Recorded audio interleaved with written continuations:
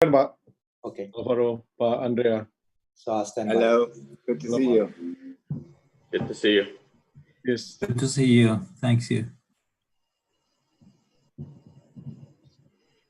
It's okay to wear a batik with the short sleeve, right? Sure. Or should I change to with the long sleeve? Short sleeve should be okay. Should be fine, Pak. Okay, thank you. Should be fine.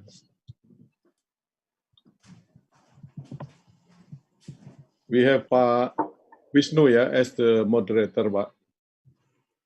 We still wait for Pak Febrio, so sorry about that.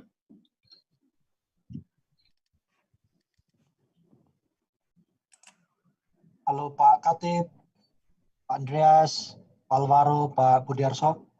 Hello, Good Pak. afternoon from Jakarta. Hello, good to see you. Good to see you. Mr. Skal and Mr. Pereira, are you based here in Jakarta or are you in Paris? We're in Paris. Oh, okay. What time is it now in Paris? 9:30 in the morning. Oh, 9:30. Okay, not too bad then. Not so bad. No. It's Not early. so bad. It's this is already mid-morning.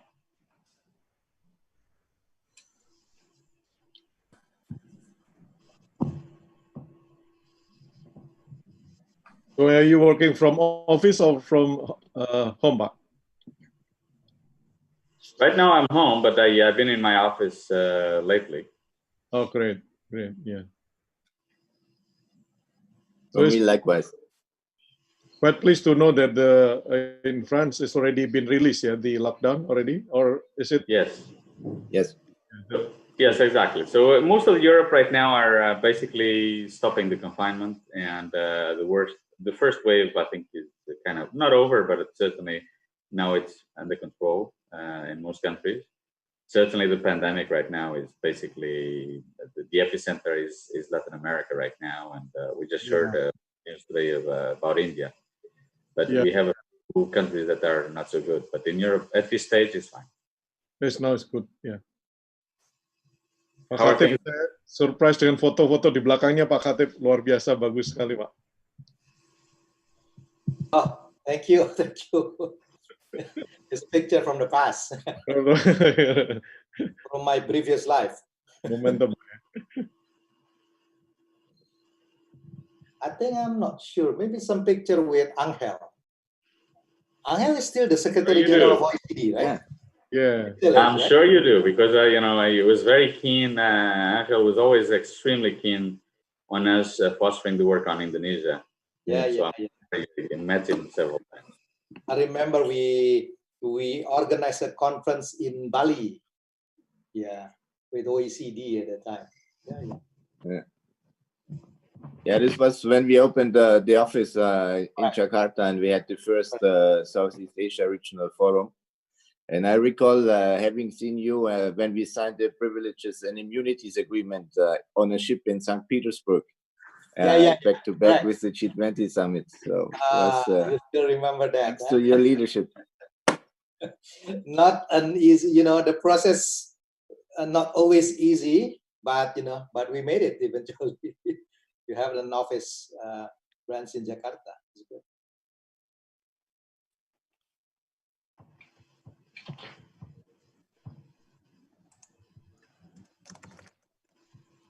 Is Professor Hill, is he joining us as well? Hi everybody. This is Hal Hill. Selamat siang di Jakarta. Bonjour, bon matin, Paris. Can you hear me okay? Clearly, Prof. Yes. Hi. How is everybody? I hope you're all keeping well. We're good, Pak. I'm working from home now, Hal. What about you? Is back to the office? Belum, Dede. I'm still at home, which means I've got no excuses for not meeting deadlines. That's difficult. Except for laziness. Oh. But to be honest with you, I found out, at least in the first few days, but even now, at first we thought, oh, it's going to be great, and so on and so on. It's still great, but it's a lot of work still, because people are much more keen now on email, and a lot of meetings. The meetings are still ongoing, and so I think that work has diminished. Quite the opposite, I think, in many ways. But obviously, it's blessed to be, especially with family. Unless I have many economists in my team working from home with really small kids, and that makes it very challenging. But yeah. So the productivity in Jakarta should be going up, right? Because people don't have 1 hour, 2 hour, 3 hour commuting time. But in Canberra, we have no excuse, because commuting time, as Dede knows, is only 10 minutes.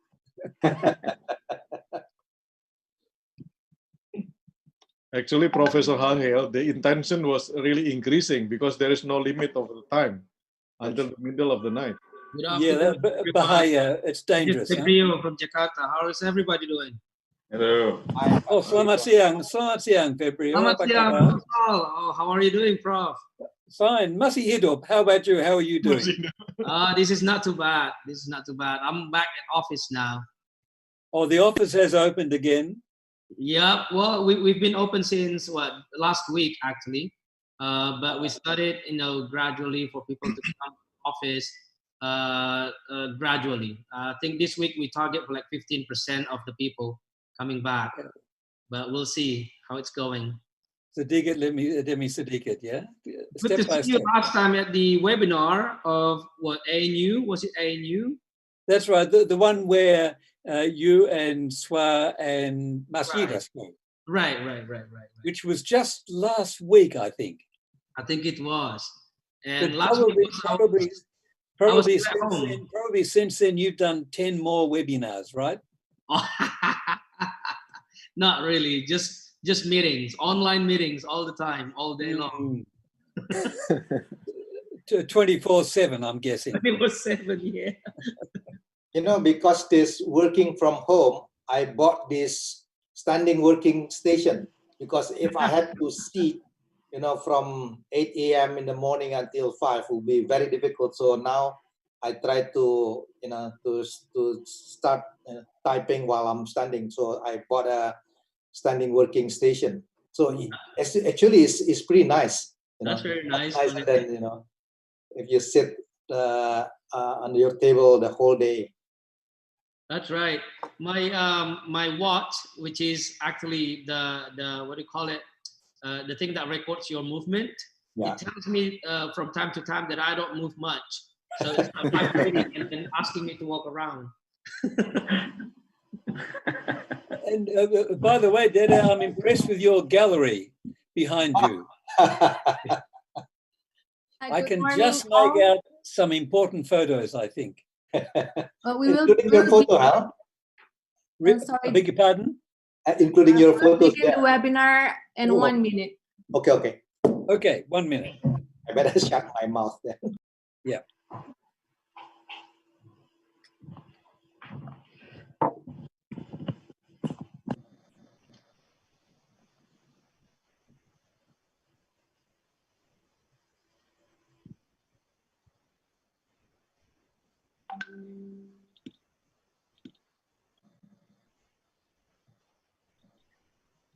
Before we proceed to our webinar today, allow me to read some terms and conditions for our today's webinar. First, please enter the webinar by renaming yourself with format institution name - participant's name. And the second, the webinar via Zoom will be locked at 2.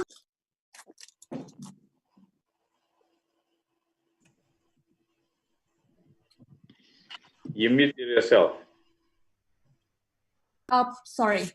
Okay, let me read some terms and conditions for our webinar today. First, please enter the webinar by renaming yourself with format institution name - participant's name.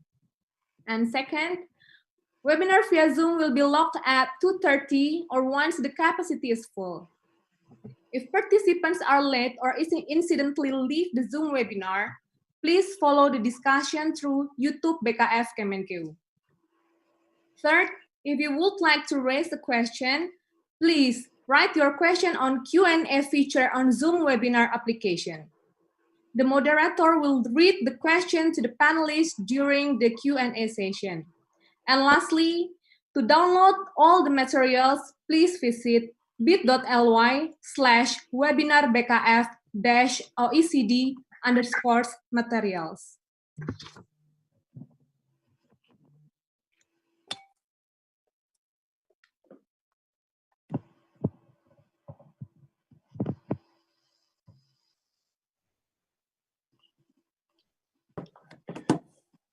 Distinguished speakers, ladies and gentlemen, Assalamualaikum, salam sejahtera, Om Swastiastu, Namo Buddhaya, salam kebajikan. Very good afternoon to all of us.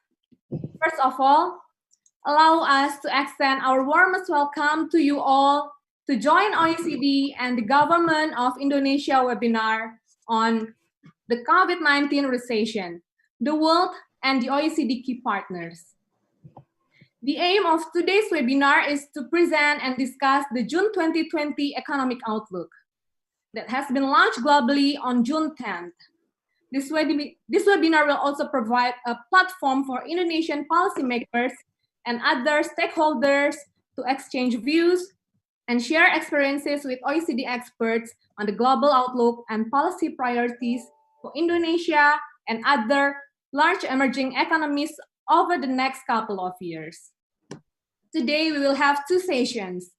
On the first session, we will have two keynote speakers. First, Bapak Febrio Kacaribu, Head of the Fiscal Policy Agency, Ministry of Finance of Indonesia, and Bapak Alvaro Pereira, Director of Country Studies, OECD Economics Department. On the second session, we will have high-level panel discussion with Mr. Irwanda Wisnuwardana, researcher in Fiscal Policy Agency, acting as moderator. To mark the beginning of today's webinar, we are so much honored to have Bapak Febrio Kacaribu, Head of Fiscal Policy Agency, Minister of Finance of Indonesia, to deliver his keynote speech. Bapak Febrio Nathan Kacaribu is the Chairman of Fiscal Policy Agency, Ministry of Finance of the Republic of Indonesia. He has been the head of LPM Macroeconomic and Financial Research since 2015 before appointed as the chairman of FPA on April 3rd, 2020. He received a Bachelor of Economics degree in 2002 from the University of Indonesia and continued with a Master of International and Development Economics from the Australian National University in 2005. In 2014, he earned a PhD degree from the University of Kansas. His areas of expertise including business economics and projection, economic models, financial economics, monetary economics, and public policy analysis. So, please, Bapak Febrio Kacaribu, the time is yours. Good afternoon, everybody. Very distinguished speakers, distinguished panelists, very honored to be part of this occasion, be part of this very distinguished event. I would like to share some of the developments that we have been seeing and also doing as part of the government of Indonesia's efforts to try to look at the impact of COVID-19 on Indonesian socio-economic relationship, and also what kind of policy response we are putting forward to respond. Ladies and gentlemen, this is not an easy time. Everywhere you go in the world, everywhere you stay in the world, everywhere you live in the world, you see very grim picture of socio-economic conditions. We in Indonesia, in Jakarta, are seeing exactly the same thing. We are struggling containing the health crisis. So long as the virus is not here yet, there's no way we can be certain that we actually defeated the coronavirus. But with all of this uncertainty, clearly we are looking at the impact, negative impact on our socio-economic life in Indonesia due to the social distancing, lockdown, etc. We see that activities are very, very curtailed, and unemployment is going up, poverty is going worse. Clearly, the economic performance overall is also affected very much. We saw back in first quarter of 2020 in Indonesia, it is still not representing the deepest correction yet, comparatively compared to some other countries in the region or even globally. We are still growing at 3% year-on-year basis. But the worst is still to come, and we are ready to brace and we are ready to see what's going to happen. And the numbers come out later for Q2. We are expecting that Q2 is going to be much worse, deep into the negative territory. Of course, the challenge will be how to contain this, not to be too deep, and so as to affecting also the financial sector. So we are putting forward a lot of measures, policy measures, like everybody else, like all other government all over the world. We are trying to contain the impact of the health crisis into the socio-economic crisis, and hopefully we won't be seeing a financial crisis as a result. Ladies and gentlemen, just to give a quick review of the COVID-19 pandemic situation all over the world, we are looking at no light at the end of the tunnel yet for majority of the countries. Even for some countries, this is still getting worse. In Indonesia, it is still arguably whether we are able to contain in some parts of the country yet or not.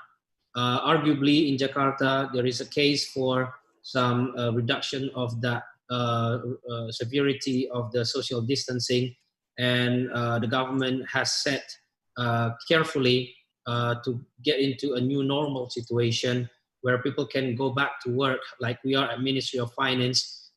Week by week, we'll be evaluating how many people can go back to work and how many people should be staying at home. Not only because of we are trying still limited social distancing, but also at the same time, we want to make sure that we're actually taking advantage of the new normal where everybody actually able to work wherever they are.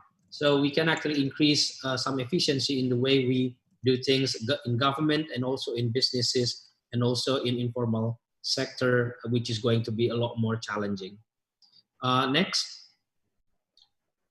This is what we've been seeing globally, how the several institutions putting forward their numbers for the forecast of 2020 and also 2021. OECD is going to talk about their numbers, and looking at the numbers that you guys have released, there's no doubt we are agreeing with the severity of and getting worse situation in many parts of the world. We are in this together. That goes without saying.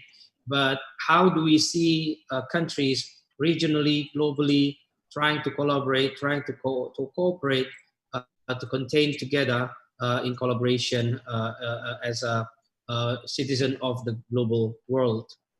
Next. Looking at Indonesia's case of COVID-19, I mentioned briefly earlier, arguably there's been some shifting from the old epicentrum in Jakarta to some new possible epicentrum in Eastern Java, South Sulawesi, etc.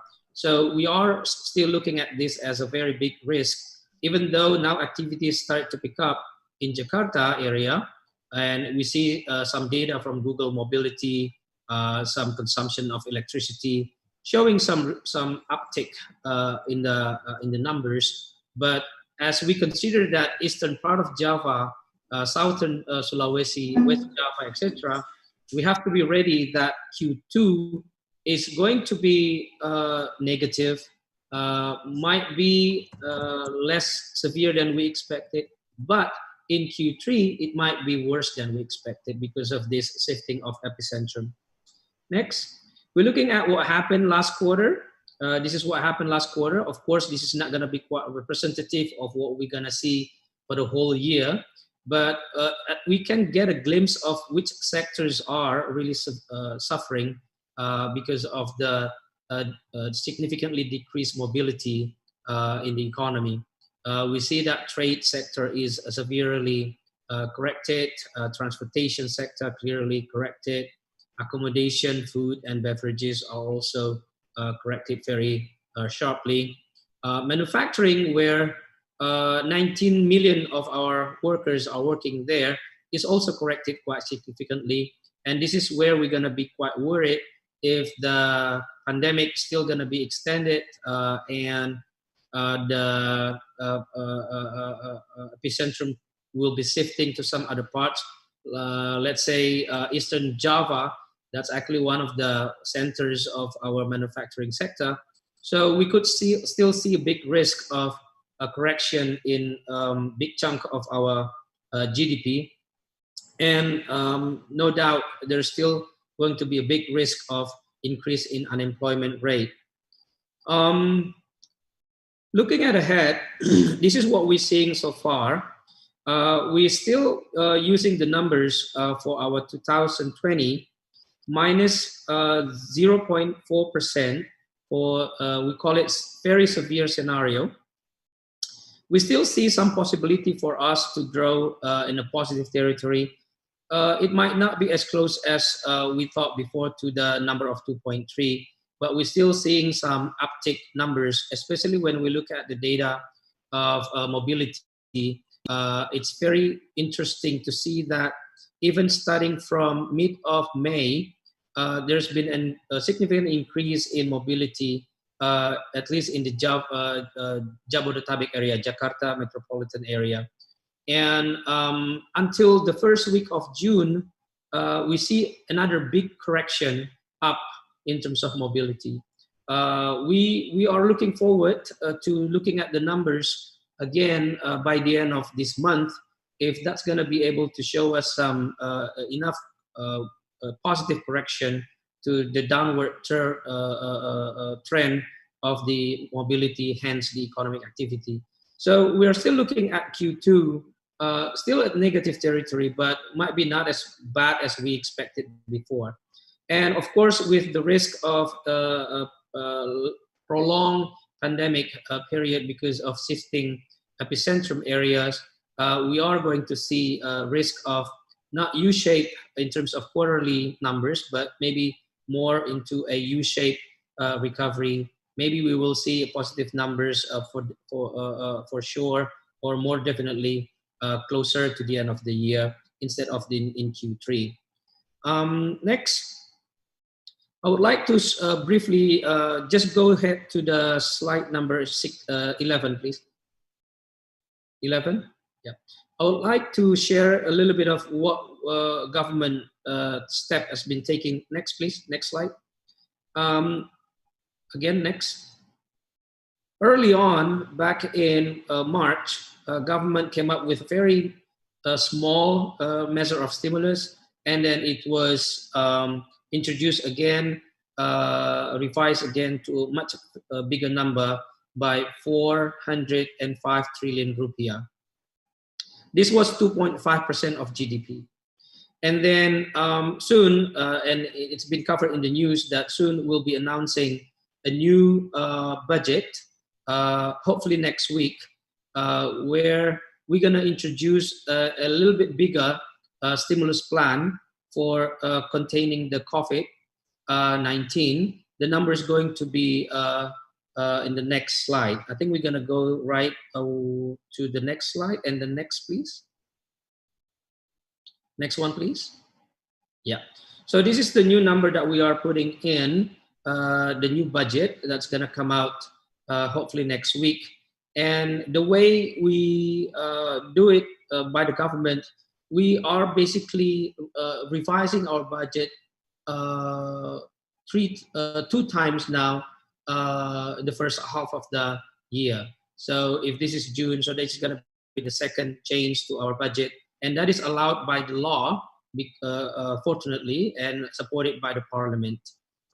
very good collaboration and understanding, looking at the situations and everybody just looking at this as a common cause to move fast and to move swiftly in terms of introducing new policies. So this is new number for our funding for COVID-19 handling. Still, number one is health, and number two, the biggest number is social protection. And then we introduce business incentives, also focus on SMEs, and also some for corporate finance and some for sectoral and regional government. So these are the numbers. Next. Looking at the health, we are still struggling in using the money. That is quite unfortunate. We are preparing a big number, 87.55, but this is still yet to be used to the max. So we are hoping that the Ministry of Health can actually move this a little bit faster, that a lot of potential beneficiaries of the money can actually receive the incentive as soon as possible. Next. This is just rearranging the numbers. In previous slide, we have 695 trillion. That was included budget for health handling. Now this is what we call economic recovery program.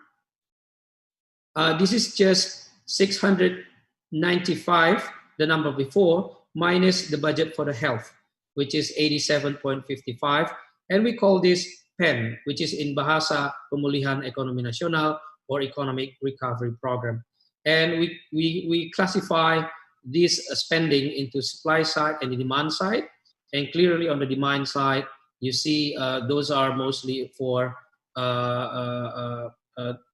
lower income families and some a little bit to the decile, third decile and the fourth decile of our socioeconomic status. On the other hand, on the supply side, we put a lot of attention into ultra micro and medium small enterprises. We introduced interest rate subsidy. We introduced restructuring.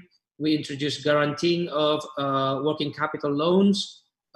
We still see how to implement that later in July, hopefully when we are ready to implement that. And also we are looking at a scheme for cooperation, capital injection to some of the state-owned enterprises that are part of or affected by COVID-19. We are looking at also injecting some money into labor-intensive projects. We also look at regional government, and we are still having some reserves for additional stimulus when need is presenting itself. Next. Next slide, please. This slide explains how the 203.9 trillion rupiah is used. These are various program of social protection schemes covering, you can see it from the bottom of the socioeconomic status, decile 1, decile 2, even up to decile 5 or 6. Some of them are covered. Clearly, this is part of the ongoing and well-established data set managed by Ministry of Social. So the data is not perfect, clearly, but it has some inclusion and exclusion errors in it. But this is the best data that we have that we should just use before waiting too long, and we can help millions of families and millions of population, including kids, in our lower socioeconomic status. Next, this is going to be the last slide to summarize. What's going to happen in our budget is that initial budget was already revised into what we call Perpres 54. That was when we introduced the budget deficit of 5.07% of GDP. That was when we introduced the 405 trillion rupiah packages. Now we are looking at the new revised budget. The outlook for this one, which is going to be hopefully announced next week, the deficit that we're going to see is 6.34% of GDP. And this is giving us the primary balance much wider than before in terms of negative. This is now 700 trillion rupiah deficit. And the need for financing is 1,039 trillion rupiah. And clearly, this is going to pose a big risk for Indonesia, which is going to increase our debt to GDP ratio. Back in 2019, it was 30%. As a result of this expansion, we are expecting to see our debt to GDP ratio to jump from that 30% to 37% of GDP. And as a result, of course, the cost of financing is getting bigger as well. So that's going to be the risk that we have to face and we have to manage for the next several years. That's all from me. Thank you for listening. Back to Krisanti. Thank you. Thank you, Pak Febrio, for your keynote speech. Now, we are so much honored to have Mr. Alvaro Santos Pereira to deliver his keynote speech. Mr. Alvaro Santos Pereira is the Director of the Country Studies branch in the OECD Economics Department. He has held the position since April 2014. Prior to joining the OECD, Mr. Pereira was Minister for Economy and Employment in Portugal. He has also been a Professor of Economic Development and Economic Policy at Simon Fraser University in Canada, and a lecturer at the University of British Columbia in Canada and the University of York in the United Kingdom. Please, Mr. Alvaro Pereira, the time is yours. Well, good afternoon, everyone. Really a true pleasure being here with such a distinguished panel and guests, and with such a wide audience. So the OECD has been working with Indonesia in the last few years very strongly, and we always have very fruitful cooperation with the Ministry of Finance and the other ministries. So for me, it's particularly a true pleasure being in this event. So thank you everyone for the organization. I would like to basically go through, and I'll share my screen basically of what we talked about in the economic outlook last time around. So I'll try to share my screen. Hopefully that is working. Just a second, please. So last week, as I said, we had our economic outlook. We launched it, and for virtually all the major economies and quite a few other as well.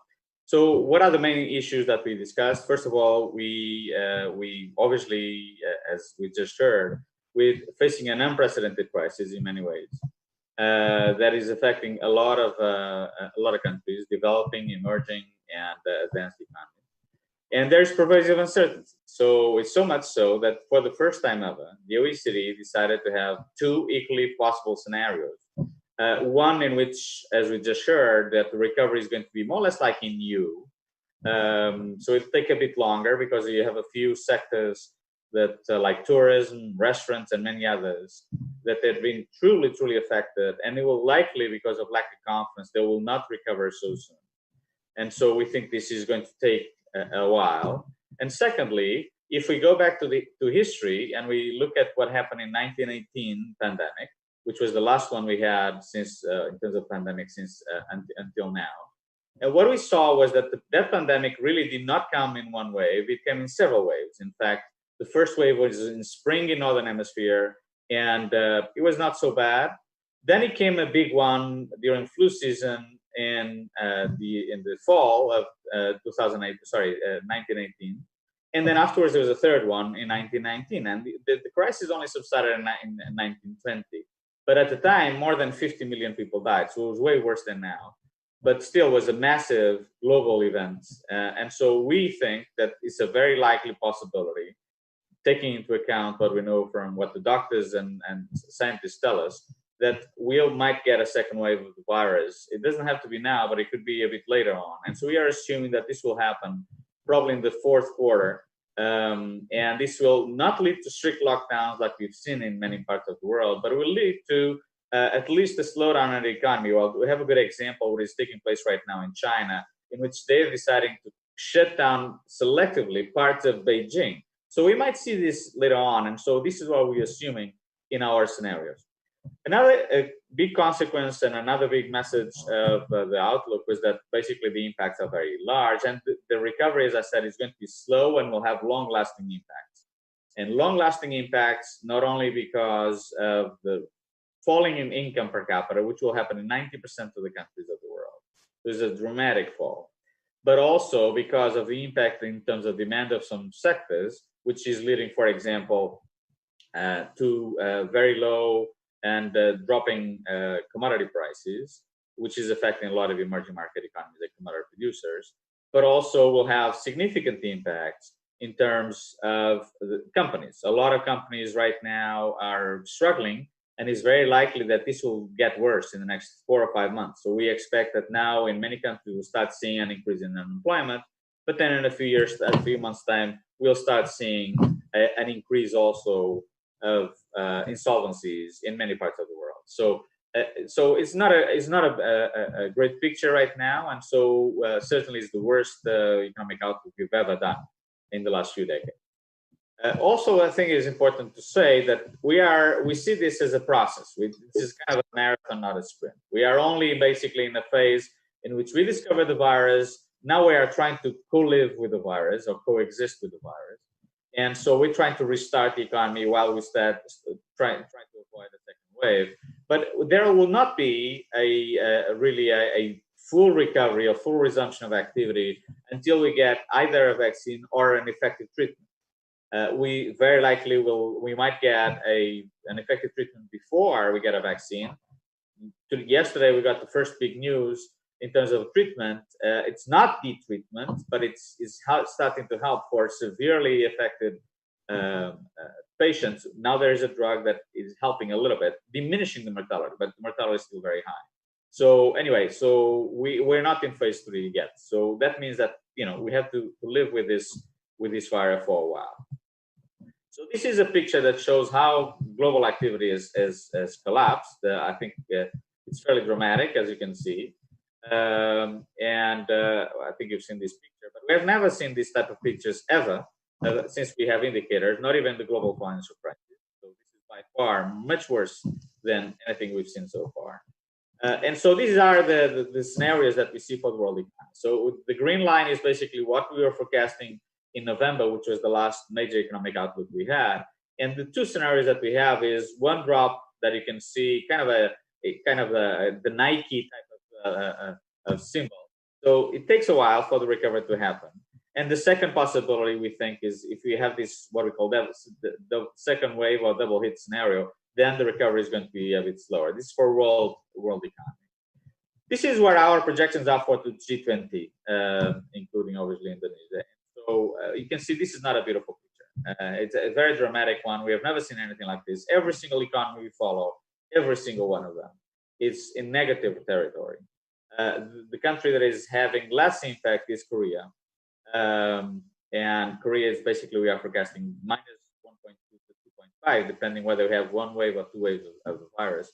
For Indonesia, as my colleague Andre is going to talk next, we're forecasting a significant recession as well, 2.8 to 3.9. So even though Indonesia is much better in terms of the decline in GDP, it looks a lot better than many other countries. But look at what happens to Spain, France, Italy, and the UK, which falls that between 11 and 14%. And we're not even talking about countries that have been extremely, extremely affected, like Ecuador in Latin America, in which not only huge health issues, but also debt issues and also big drops in GDP. So we're talking about a dramatic event with significant consequences for the world economy. Also, we will expect that unemployment will rise dramatically. In fact, it has not risen more in many countries because in some countries there's what is called short-time work schemes, basically the government giving money to companies for them to not fire people. But unemployment is starting to rise dramatically in many countries. I will send you the presentation, and so you can see that for your countries. And another big consequence clearly is going to be, as we just heard, it's not only Indonesia, in many countries, public debt is going to rise by about 20% of GDP. So it's a massive, massive hit, basically because governments are forced to spend a lot more in health. They are forced to spend a lot more also to help SMEs and to help most vulnerable people get out of the situation. And on the other hand, we have also a huge drop in GDP. So both the numerator and the denominator of the debt GDP ratio are not looking good. And so we are expecting a massive increase in public debt all around the world. So for many countries, this is not going to be dramatic, but for many others, it's going to be very, very dramatic because that was already on the rise in many countries.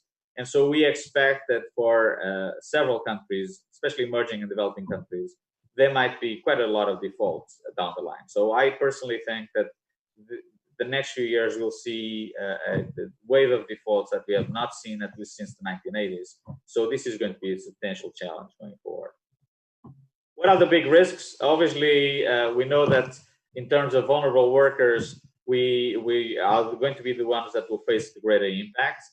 Low-paid workers, informals, and youth, young people, will be the most affected. And so it's very important that countries, I know Indonesia has already, and we just heard, Indonesia has this type of programs. It's very important to keep these programs and reinforce them because, you know, poorer people are going to be by far the most affected ones. So, and then since there is a substantial amount of informals as well, number of informals in Indonesia, this is in the sector that I'm sure the government is paying very close attention to. And this is not only Indonesia, but many other countries. Another issue that is obviously the big risk is the corporate debt rate. We know that corporate debt rate has increased dramatically all across the world in the last few years.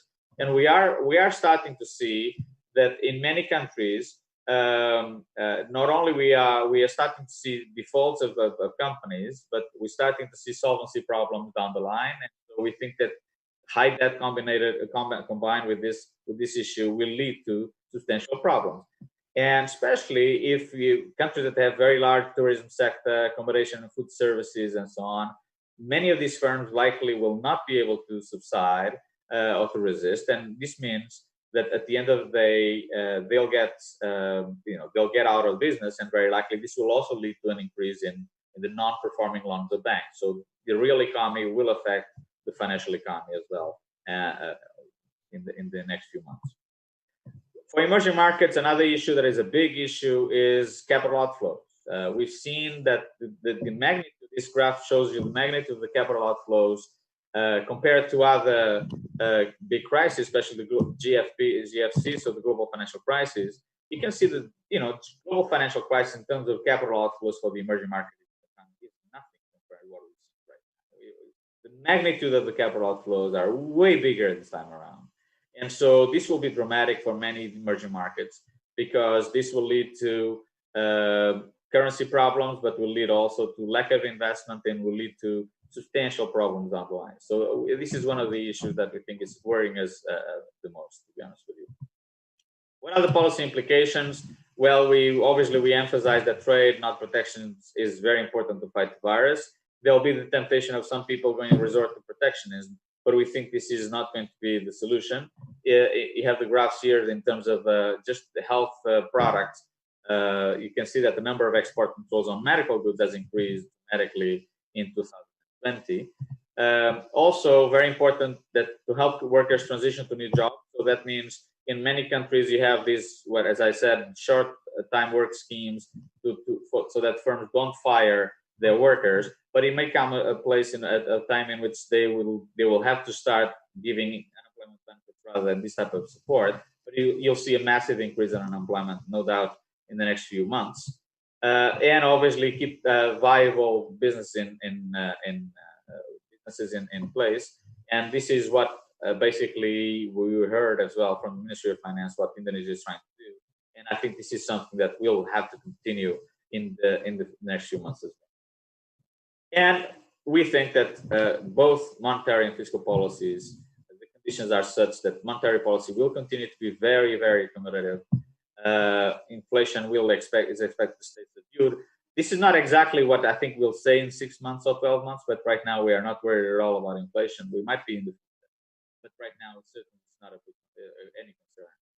But we can see that the government's debt servicing payments are low, but will likely rise for many. So we think that it's very important to keep your focus on health, support transition, plan the recovery, so that you're able to sustain these massive crises that we have. You'll see in our presentation the forecast for all of the economies that we follow. But as I said, overall, what I would like to say is I would wish with such a distinguished panelists and such a great audience we have here, I could give you good news, but we are not very positive right now.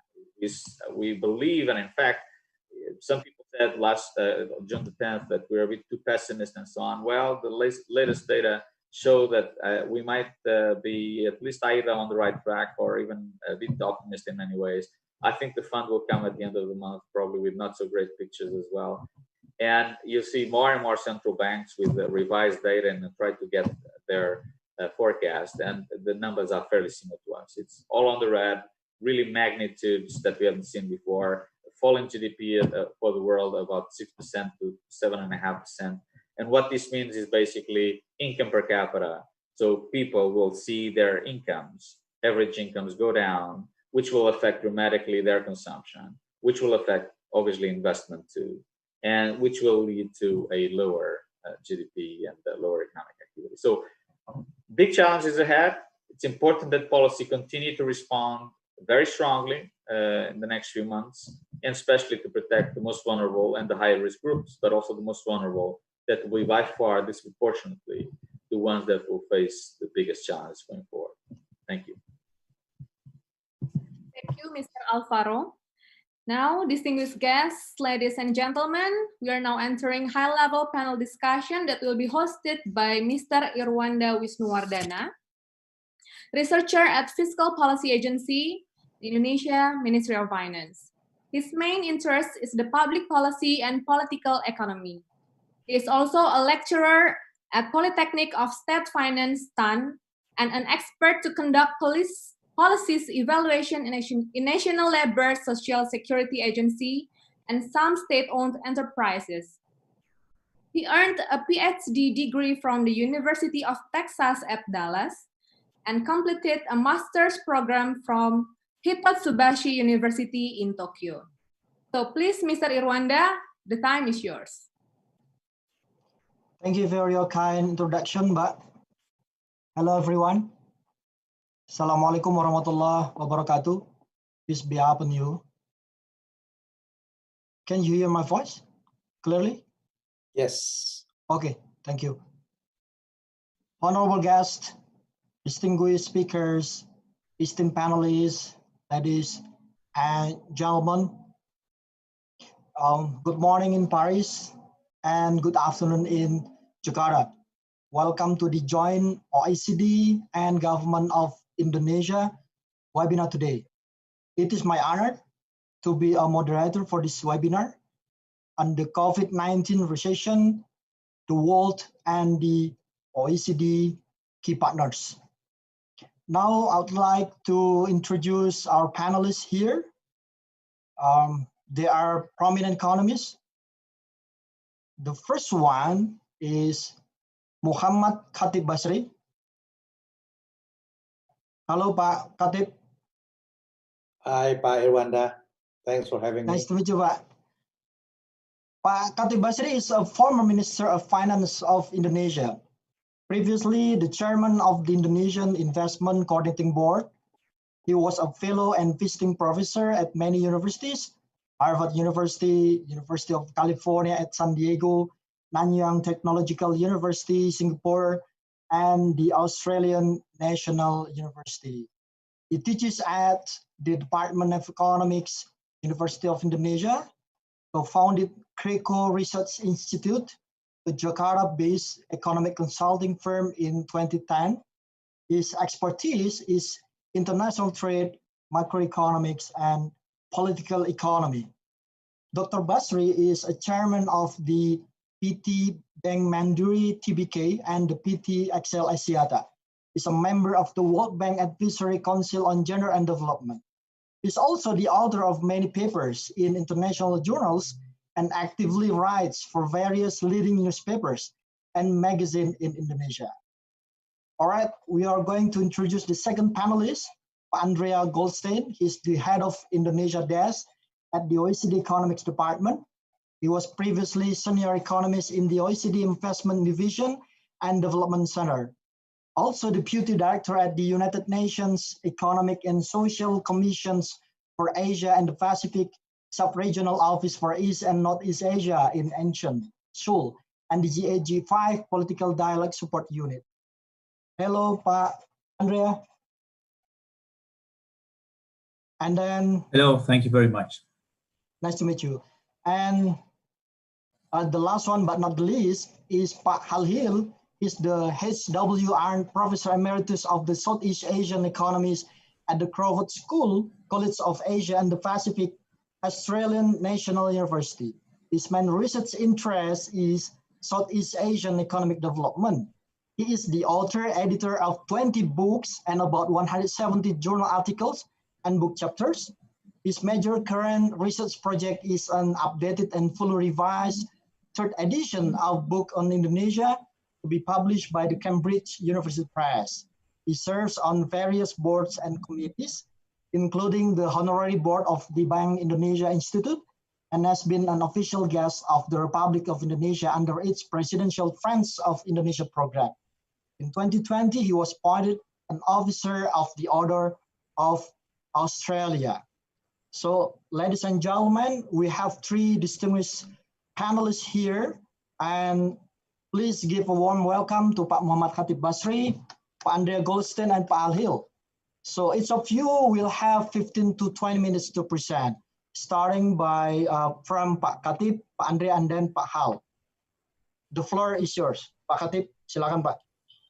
Thank you very much, Pak Irwanda. Good afternoon and good morning, everyone. Thanks for having me. It is an honor to participate in this prestigious webinar. First, I think before I start, let me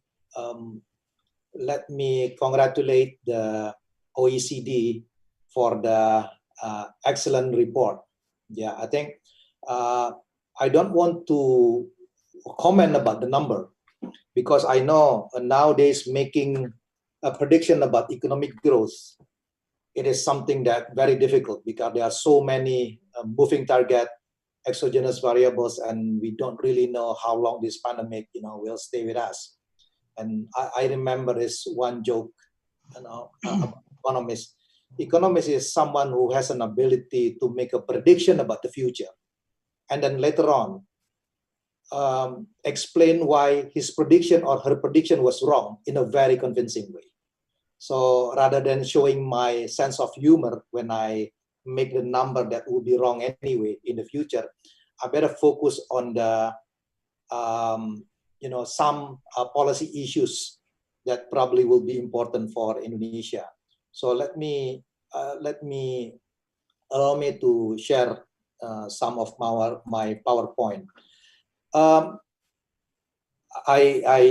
do understand when I look at the number of participants here is more than 400 people, and I do believe there are many journalists here. I think I need to make my statement more careful, because I would like to propose something to the Indonesian government, looking from the fiscal perspective.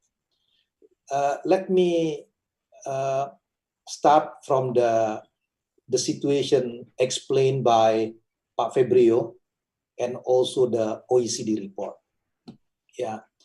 One thing that I noted from this excellent report of the OECD scenario, that it won't be back to the 2019 level. So I think even for the 2021, the global situation, even though recovery will take place, but still will be very difficult. And most of the country, will recover by 2021, and then Jerome Powell from the Fed made a projection that the US economy will grow by about 5%, but he said that the US economy will not fully recover until the vaccine will be invented or found out. So the first question is, what will be the implication for the Indonesian economy? Yeah, one of the reasons why Indonesian economy, as Pak Febrio mentioned, in the first quarter doing relatively well compared to many countries in the region. Yeah, we grew by about 2.97% compared to Singapore experienced a negative growth or other countries, is because our share trade to GDP is relatively small. So the external factor, the Indonesian economy is relatively insulated to the global. So the impact on the second quarter perhaps will reflect the domestic economic situation rather than the external one, because our share to trade to GDP is 30%. So on the one hand, this is good for us because Indonesian economy will be relatively insulated, but when the global economy start to recover, the recovery process in Indonesia will take more slower compared to other countries as well. So if we are talking about the V-shape in other countries, driven by the external situation, maybe Indonesia will take longer because we are not really as integrated as a country like Singapore or Vietnam or Malaysia. Yeah. In addition to that, if you look at the projection made by World Bank regarding the coal price, the palm oil price, the commodity price, is pretty much flat until 2021. Why this is important? Because if you look at the composition of our fiscal, unlike in many countries, the major contribution for the tax revenue is mainly contributed by the individual income tax, But in the case of Indonesia, is contributed by the corporate tax, and most of the companies are tradable, mostly in natural resources. So the tax revenue, the economy is pretty much depend on the natural resources.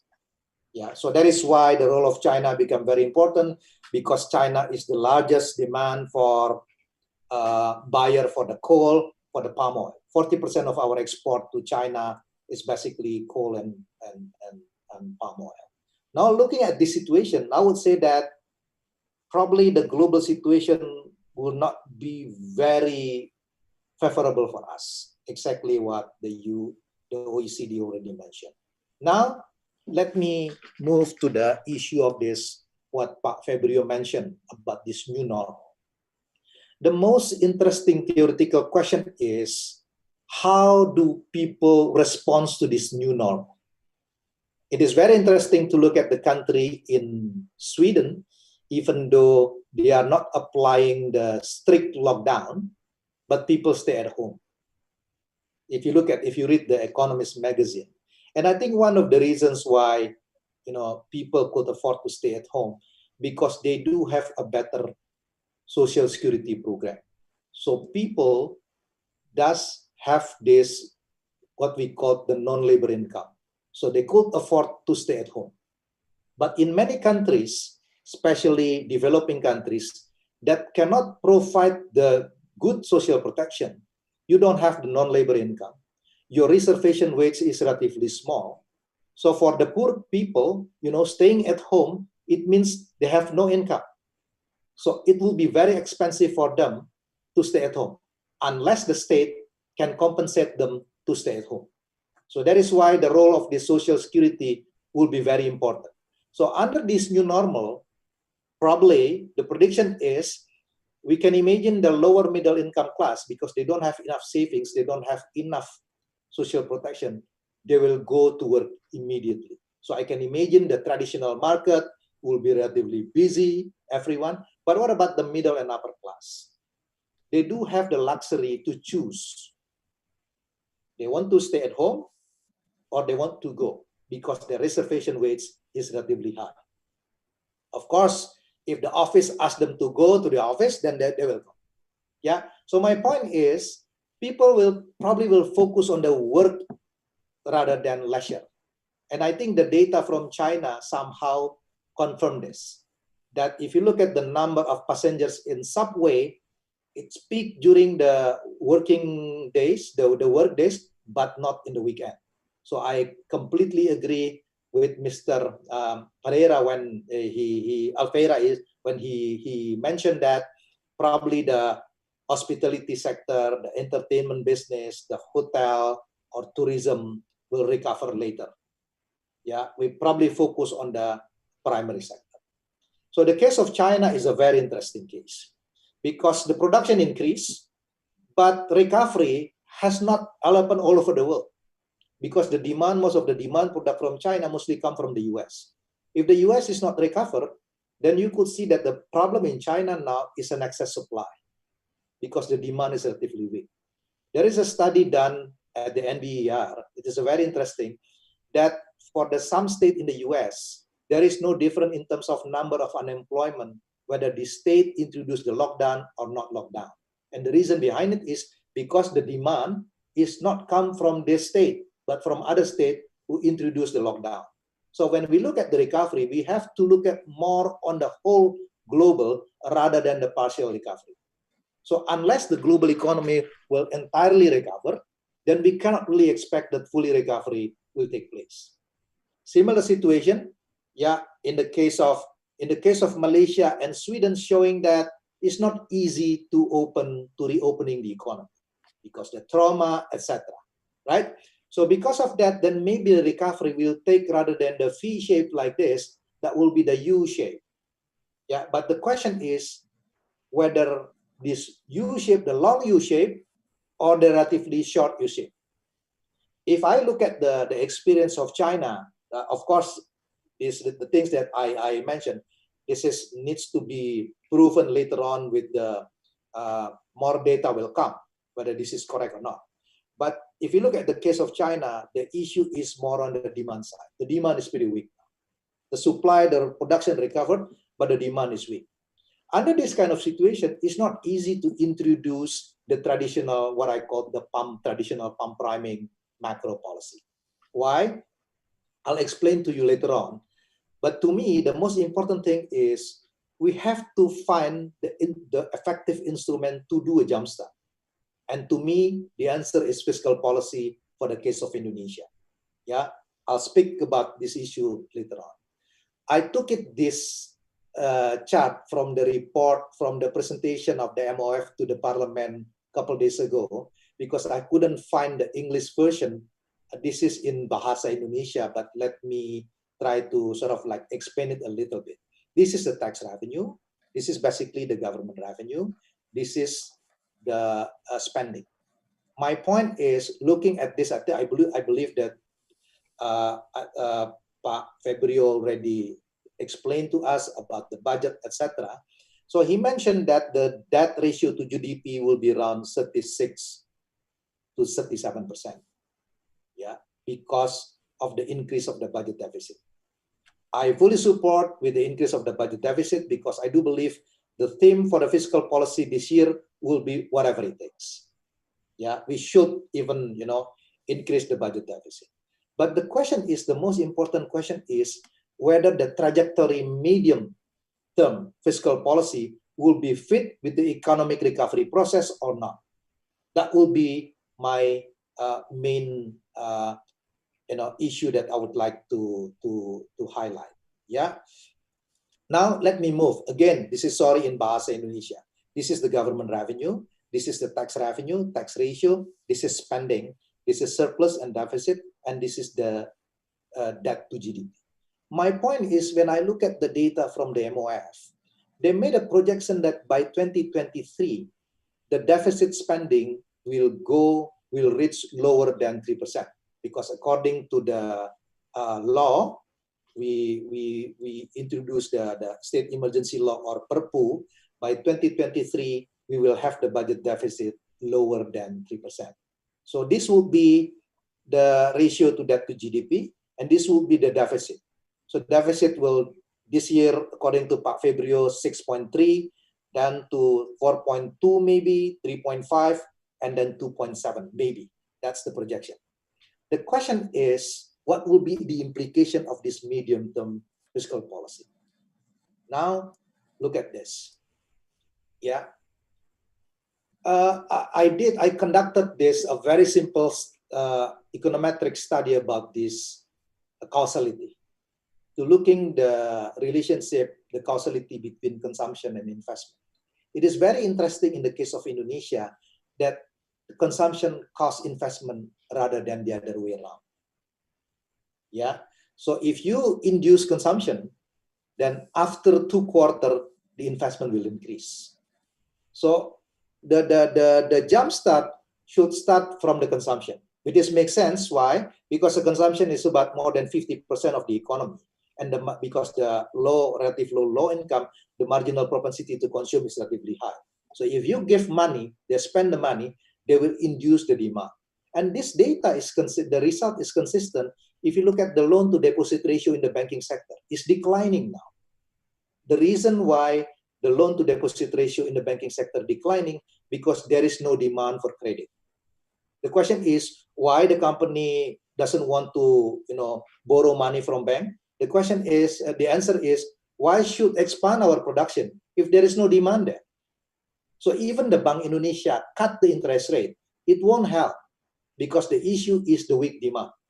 That's exactly happened in China. Under this kind of situation, we cannot do the jumpstart by using the monetary policy. What we need to do the fiscal stimulus as a jumpstart.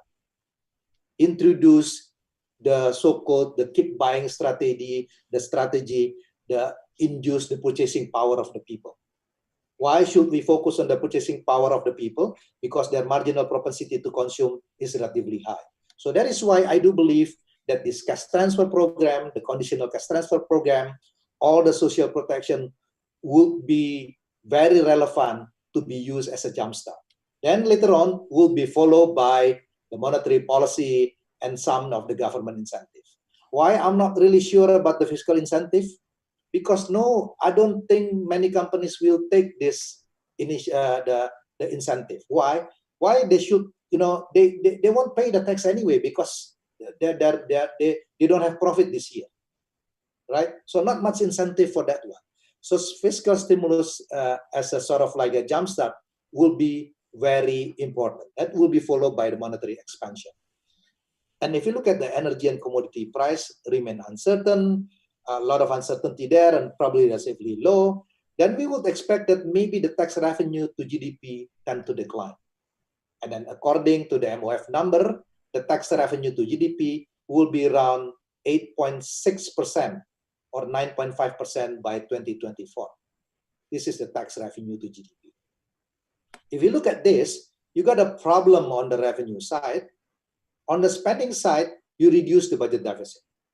At the same time, the budget deficit steadily declined until 2021, but interest payment, because we borrow more money now, is increasing. The share of the interest payment to the total debt, to the total budget probably would increase from around 11% to around 17%. At the same time, in the case of Indonesia, our fiscal is not pretty flexible because so many mandatory spending. So to me, the room for discretionary spending will not much be available.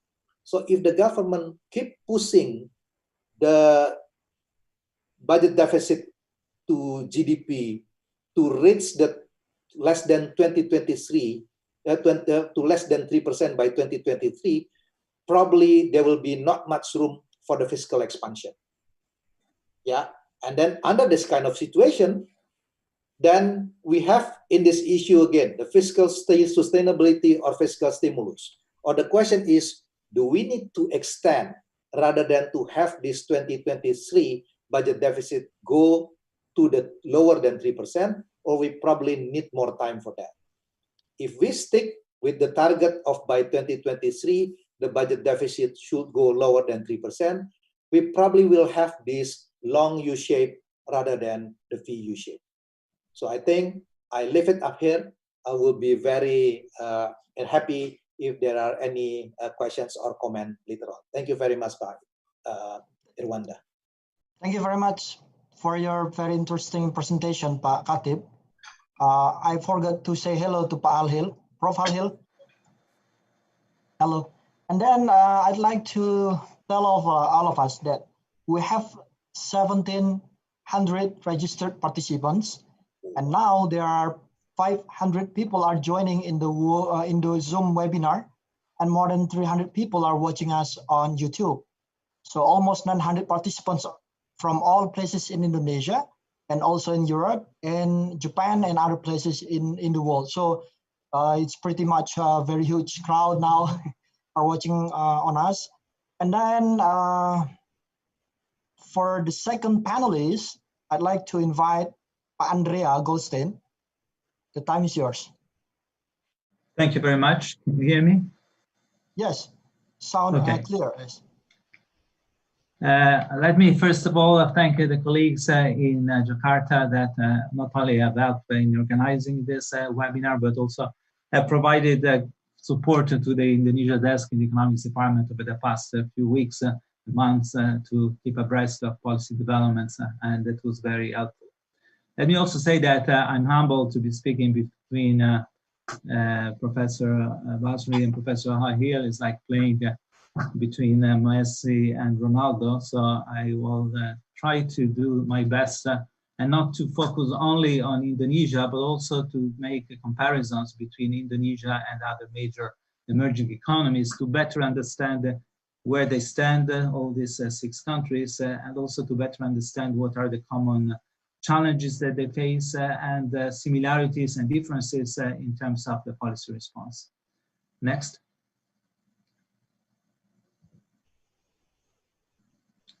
Let me start from some historical, medium-term historical perspective.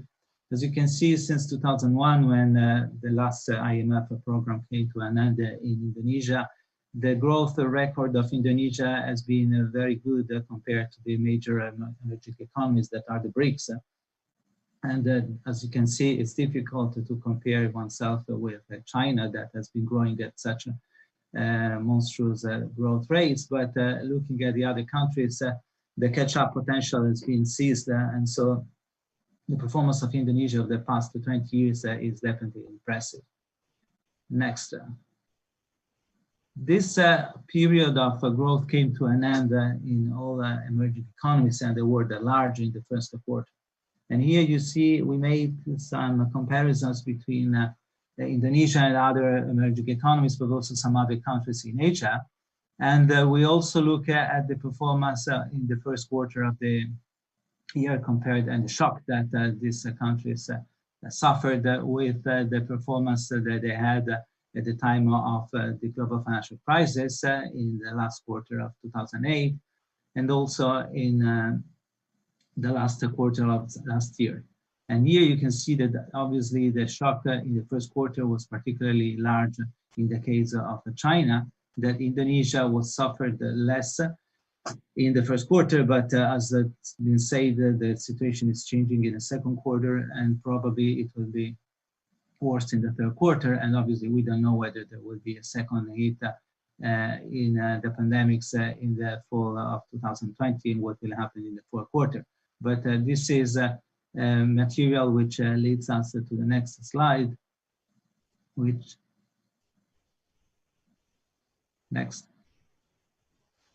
is to look at the policy response over the past 4 months or so. And there are similarities, obviously. Let's start from the containment measures. All countries have closed schools and universities. There have been coercive national or local level lockdowns.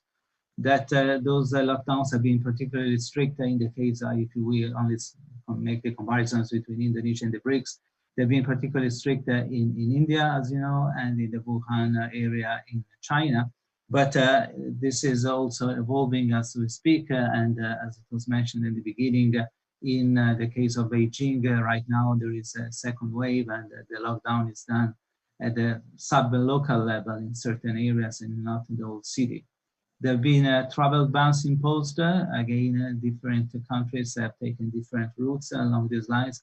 In the case of the Muslim countries, of course, this has been made more difficult by the Ramadan period, and we know that Indonesia has been affected in this.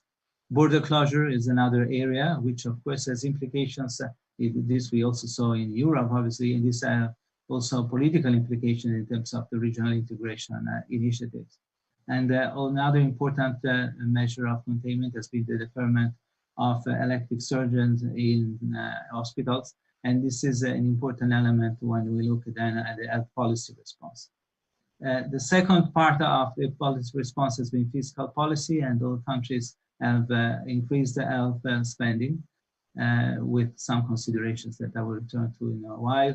Income support measures have been very important. Again, these are particularly important in the context of informality, which is widespread in emerging economies.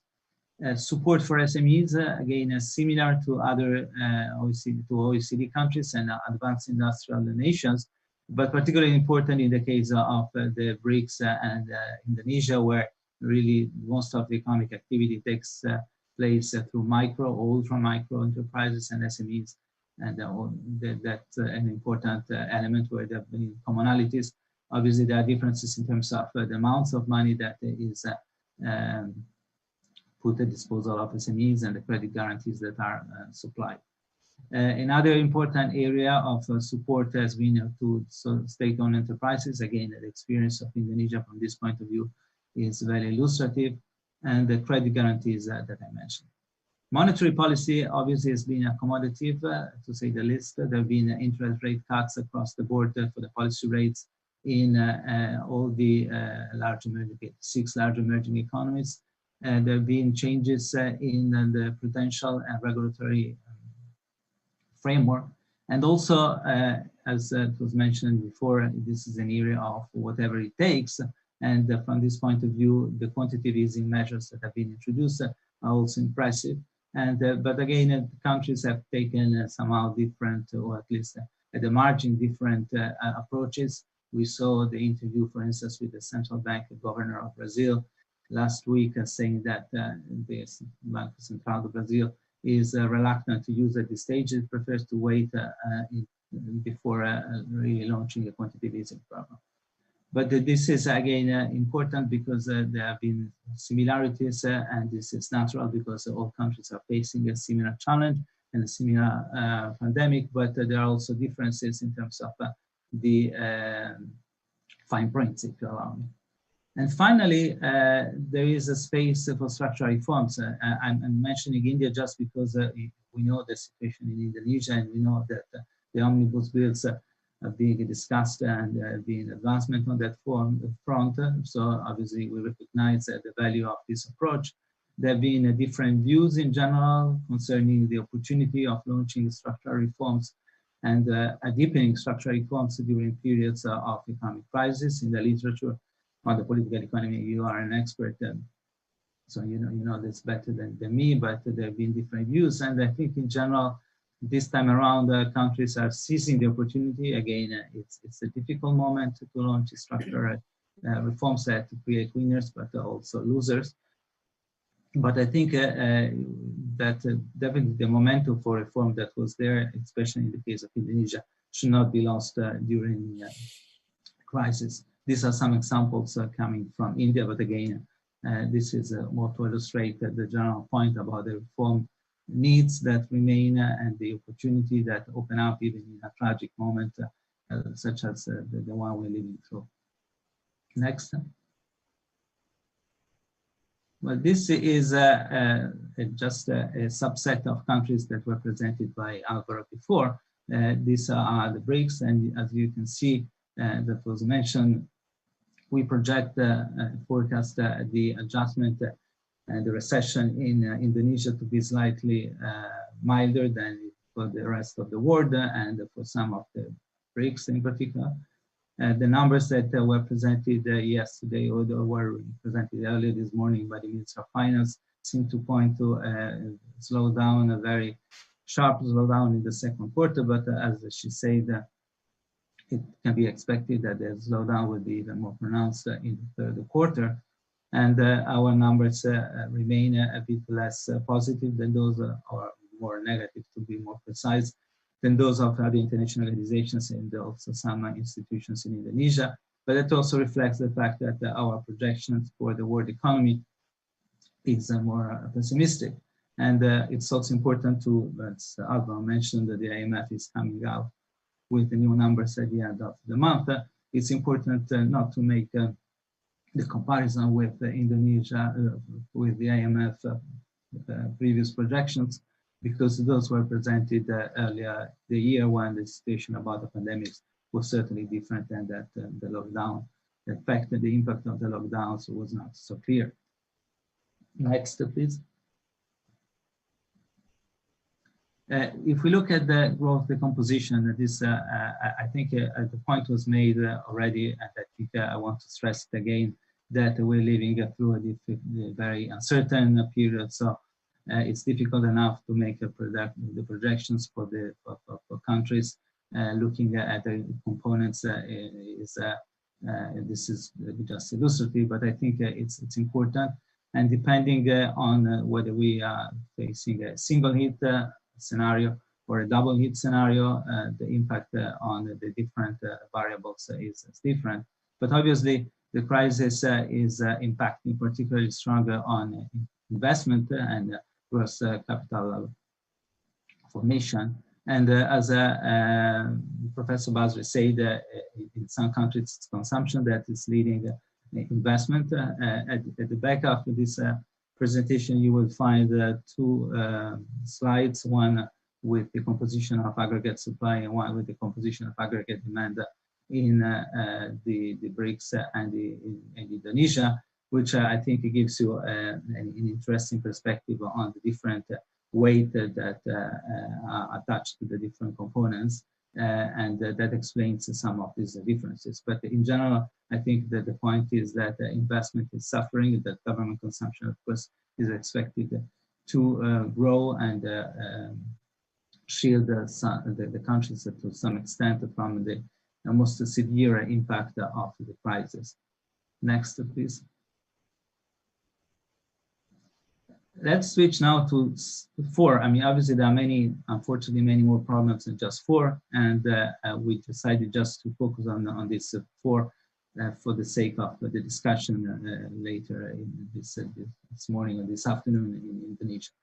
The first common problem across emerging economies is the very large weight of the informal sector in the economy that responds to, obviously we know from by now that informality is not necessarily doesn't necessarily mean that the country is along the taking the negative route, but obviously this creates a number of problems.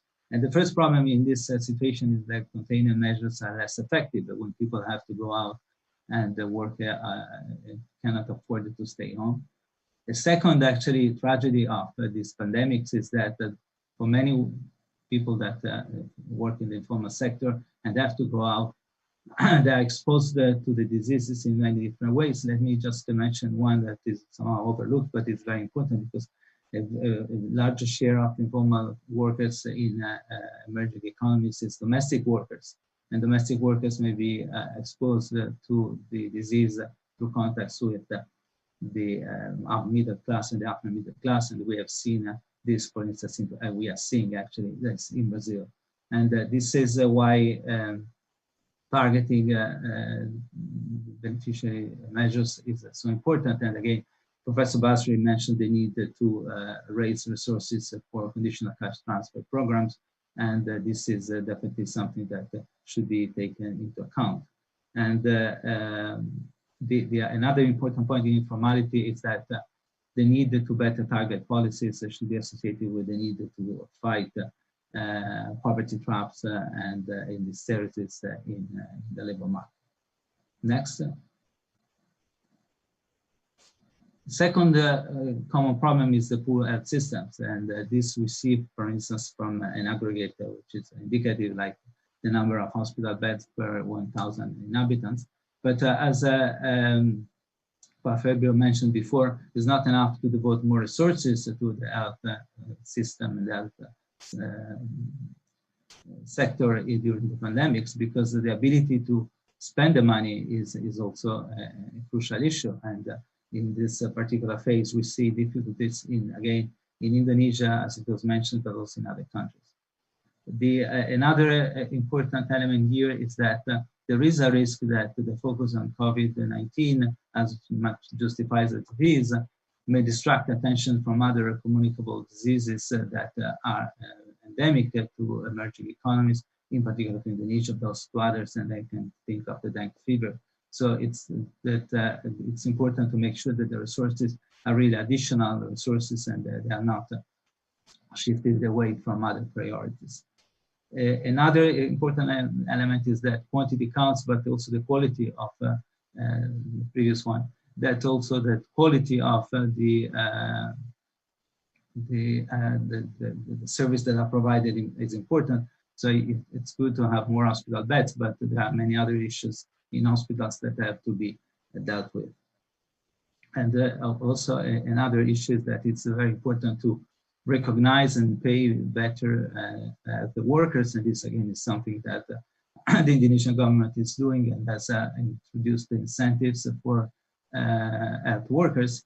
But there is also an international dimension here which should be tackled. Next. A third common problem, or at least come to some of the countries in Indonesia, Russia, and Brazil in particular, is the dependence on commodities. And commodities, commodity markets over the past few months are taking a hit in terms of volume and in terms of prices. And this in a context where countries are trying to build resilience and shorten supply chains. And there are opportunities, for instance, in the case of Indonesia, but obviously there is a lot of competition taking place within ASEAN, and I guess Aldo will probably touch on this. There is a challenge of improving the beneficiation of natural resources and the local value added in the export of natural resources. And finally, but certainly last but not least, there is the risk of protectionism, which is lingering, was there before, and may come back with a vengeance over the next few months and few years. And that's obviously a big challenge for emerging economies like Indonesia. Finally, the first common challenge is capital flow reversal. This was already mentioned by Alvaro, but I think this is what has happened over the past few months, over the past 3 months since January 21st, when the first case was reported of that in Wuhan. And there's been some improvement over the past few days or weeks, but we know that this rally is associated with the ample liquidity that exists in global financial markets. And it's important not to be carried away with too much optimism because the stock exchange is improving. And this is a major point in OECD countries, but it's definitely also a major point in emerging economies where the percentage of the population that owns shares is so low that I think it's important to distinguish between what is happening on financial markets and what is happening in the real economy, sort of. And there was a cover page of The Economist, which was very telling in this regard recently. And the next slide is actually the same that Alvaro showed. If you can see, this time is different, unfortunately, because it's really much deeper the fall that is taking place. And the next slide, which is the last one, I guess, the key policy messages. Again, this is an adaptation in a way of what Alvaro showed. Many of the policy messages and policy recommendations are the same, but some are more specific to emerging economies in Indonesia in particular. And let me just mention one for each because the time is running out. The first is the importance of conditional cash transfer to fight against the poverty trap and the sudden shock to purchasing power. There is a real risk of reversal of the improvements made over the past few years in terms of the MDGs and then the SDGs. And so I think it's very important to keep this very clear and in mind. In terms of the support to the transition, I think, again, the importance of strengthening income protection is key. And let me also mention that the gender dimension is definitely important in terms of the support to the transition, because we have seen already many examples of the fact that the gender, that this crisis is hitting women and other groups of more deeply more strongly than the average. And plan the recovery, I think from this point of view, infrastructure will be key.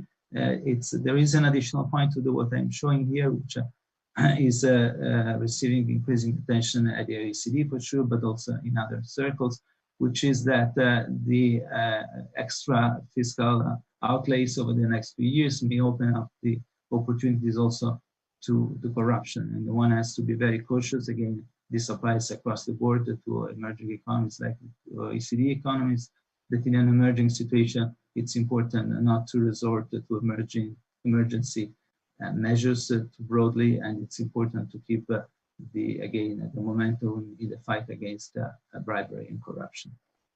Thank you for this. Thank you, Andrea, for providing a larger picture of economic outlook and challenges. And now we have Professor Halil. Hello, Professor. Hi. Yes. All right. The floor is yours. Terima kasih banyak, Dr. Rwanda. Selamat sore. Good afternoon to my friends in Jakarta. Good morning in Paris. And thank you very much for the opportunity to join this informative and very interesting discussion. Thank you also to the very informative speakers, to Fabio Alvaro and my two panelist friends, to Andrea and Dede Basri. I apologize, I haven't got any PowerPoint slides, but I have some talking notes which I will be happy to circulate to you. I always look forward to visiting Department Keuangan, Lapangan Banteng. I visit it quite often. Normally by this time of the year, we will have had our high-level policy dialogue with friends in the Department Keuangan. So this time it's not a physical visit, but it's a virtual visit. And I'm very pleased to join you. Can you hear me okay, by the way? Sounds clear. Good, thank you. So I have three general sets of comments. First of all, the context. Secondly, approaches to thinking about the crisis. And thirdly, looking forward, going forward, what are some of the markers to think about? And several of my comments have been made by the previous speakers as well. So I'm sort of reiterating some of the earlier comments. So on the context, first general point is this is a huge crisis for the world and for Indonesia. For Indonesia, it's as big as any of its other three major crises, that is August 1945, September, October 1965, and May of 1998, the three big crises in Indonesia until now. It's as big as any of those. The economic crisis itself, as measured by the decline in the economy, will not be as big as the biggest crisis, which was 1998, when the economy contracted by 13.4%, but it's very serious nevertheless. On the context, secondly, huge unknowns. There is so much we really don't know. This is early days for the crisis. We don't know when there's going to be a vaccine developed, or even if there's going to be one. We don't know how serious COVID is going to be globally this year.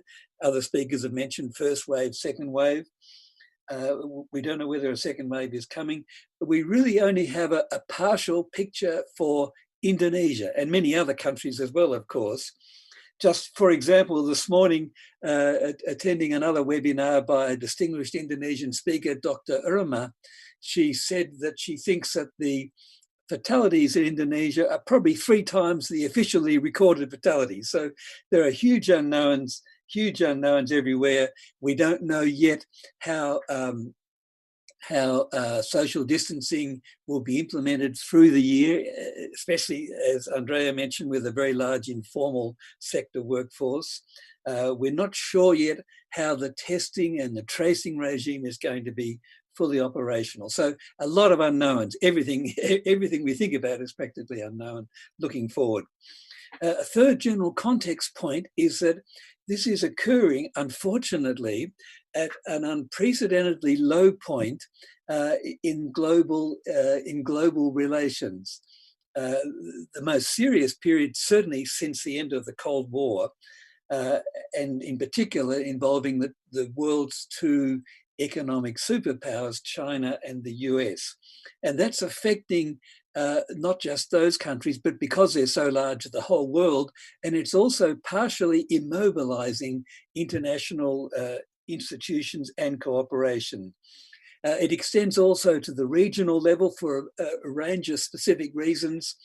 No one yet has mentioned the International Monetary Fund, and normally when you have a crisis, an economic crisis, one thinks of the IMF. It's very unlikely that Indonesia could join, could go to the IMF. And it's also, as a result, probably unlikely that the financial safety nets which have been erected in East Asia, particularly what's known as the CMIM, it's probably unlikely that's going to be unworkable. So in a way, it's a very tough time for Indonesia for all those reasons. Indonesia, in some respects, unfortunately, is on its own substantially. Okay, so that's the context. Now, let me just say some things about how to think about the crisis, both the prelude and the early days. First, an obvious point is we need a big picture approach because there are many moving parts to this crisis. It's not just, for example, a financial crisis or an economic crisis. The moving parts include fiscal policy, monetary policy, the health system, social protection, food supplies, and also more generally, institutional capabilities. De facto, not de jure, but de facto, Indonesia is really now a federal state. Not a very popular word, of course, federal in Indonesia, but the context of the meaning, I think, is clear. And so it requires cooperation between the national government, the 34 provincial governments, and the more than 500 district governments. So, and this is, remember, the world's largest archipelagic nation. And so the coordination required in the public sector is a big challenge. I mean, of course, it's work in progress, working reasonably well, but it's a big challenge to keep in mind. We're not dealing with a small, compact country. Now, as the crisis hit, how would you position Indonesia, since the various outcomes that other speakers have talked about across countries reflect significantly, but not only, the pre-crisis conditions? Now, I want to mention a few points here. They're well known, of course, to an Indonesian audience, but just to put them on the table. First of all, Indonesia has prudent macroeconomic policy, and it has that for most of its past 50 years of history, except for 1997-98.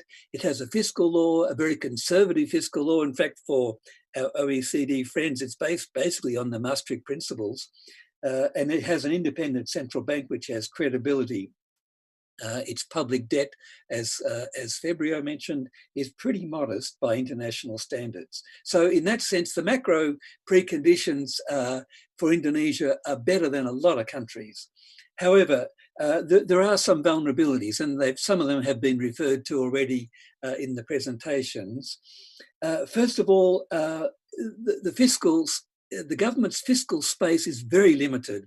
It's very limited mainly because the country's tax effort is still so very low, about 11% of GDP before the crisis and now falling. And so the government has rather limited fiscal room to move given that. A second consideration also referred to, I think, by Professor Basri in particular, is that although the debt is relatively modest, quite a bit of it is financed by short-term dollar-denominated borrowings, and therefore there's a vulnerability both to the capital flight, which Andrea mentioned, and also the possibility of exchange rate depreciation. So the rupiah, the domestic currency debt rises. Now, one issue here, which is Fabio, in fact, I talked about it on an earlier occasion, is Indonesia's savings rate is actually quite respectable. And so the issue is really one of financial intermediation and capital deepening, that is, to put the savings into the uses for which it's best needed. And that's a policy issue which unfortunately can't be resolved in the short term, but it is a medium and longer term issue going forward.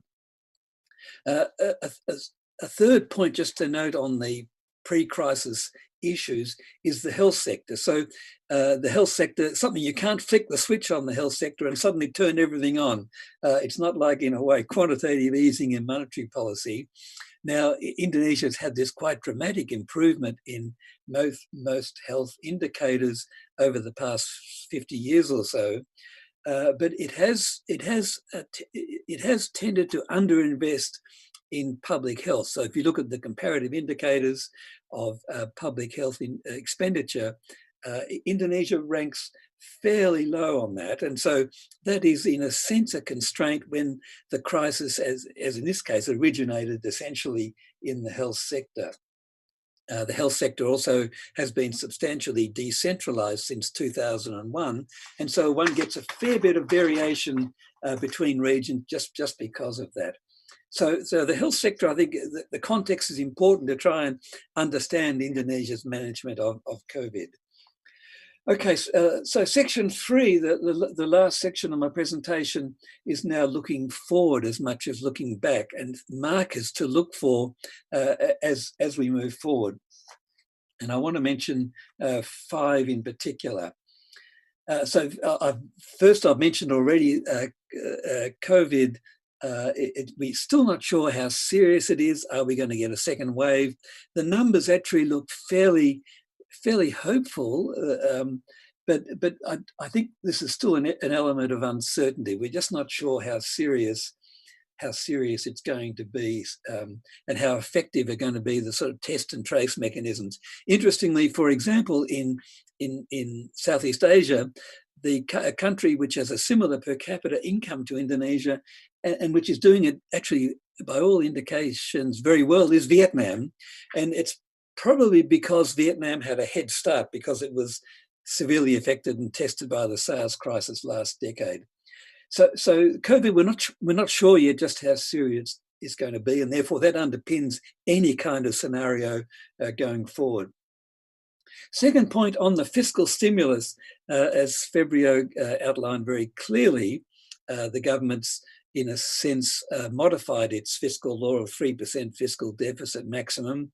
Sensibly, I think everyone would agree, now shooting for a fiscal deficit of a bit over 6%. So a few questions or a few comments just to note on that. First of all, so far as I can tell from the numbers, most of the increase in the deficit has not come from discretionary fiscal expenditure, that is deliberate increase in expenditure, but from basically what you might call automatic fiscal stabilizers. That is, we can see from the numbers that Febrio showed us that the revenue is falling quite sharply, and that's really what happens in a crisis. The revenue falls as much as the expenditure increases. So that's the first point to note. The automatic stabilizers have explained most of it so far. On the size of the deficit, is this the right number? Well, I'm not in a position to judge whether it's the right number. I guess the observation to make is that it looks fairly small by international standards, where some neighbouring countries, for example, are going well over 10% of GDP and not 6% of GDP. Indonesia's debt is relatively modest, so you might argue that Indonesia's got room to move in its deficit. It can actually go higher if it wants to. Now, I know this is a sensitive issue in Indonesia. The impact of the 1997-98 Asian financial crisis still lingers in many people's minds. The Ministry of Finance is rightly very proud of its prudent fiscal policy. So there are pros and cons in thinking about whether the fiscal deficit should be larger. My inclination would be, if we're going to use the principle as Dede mentioned, of do whatever it takes, then you might go higher on the fiscal deficit. There are, of course, questions about how to fund it as well, and that gets back, in a sense, partly to the current funding arrangements, including short-term foreign debt, and also how much the Central Bank Indonesia can be expected to actually buy government bonds in the primary market to finance the deficit, and for how long. There's also a question, by the way, of getting the money out. Can the money be spent quickly?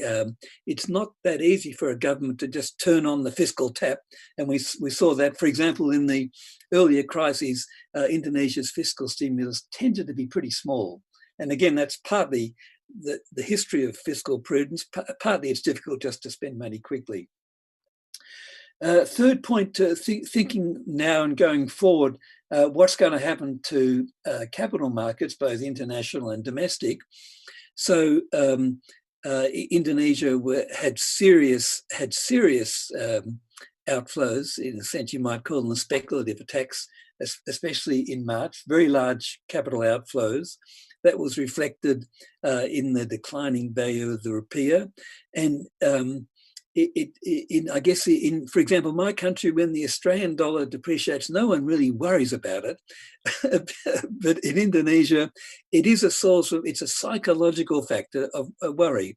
And that's partly, again, back to the Asian financial crisis, that the sort of the jitters arise in the foreign exchange market if the rupiah starts declining rapidly. In addition, it does also increase the domestic value of international foreign denominated debt. So I think the good news there is that Bank Indonesia has proved so far very adept at managing this challenge. It hasn't gone down very low too quickly on interest rates, and quite a bit of the capital has returned, and that's evident also in the movements in international reserves and the value of the currency.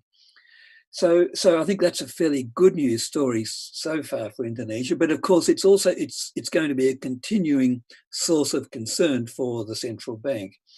Again, especially because the financial safety nets, the international financial safety nets, really aren't operative.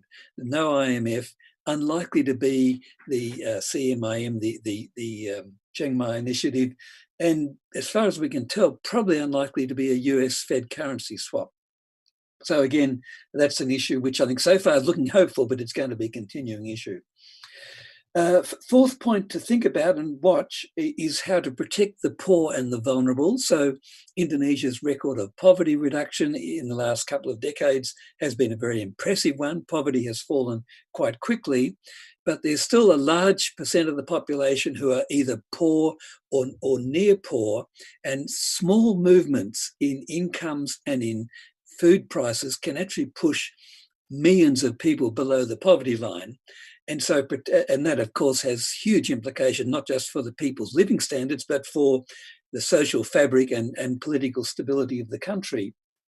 So Indonesia has developed a social welfare nets really since the Asian financial crisis. It's now developed pretty sophisticated mechanisms for payment and for targeting. Indonesia's social safety net expenditure is still actually very small, less than 2% of GDP, and that gets back to the government's limited fiscal space. But at least now we think, as far as we can tell, that the targeting through the Unified National Database, the targeting looks to be reasonably hopeful, but we don't know yet for sure. Can the money go out?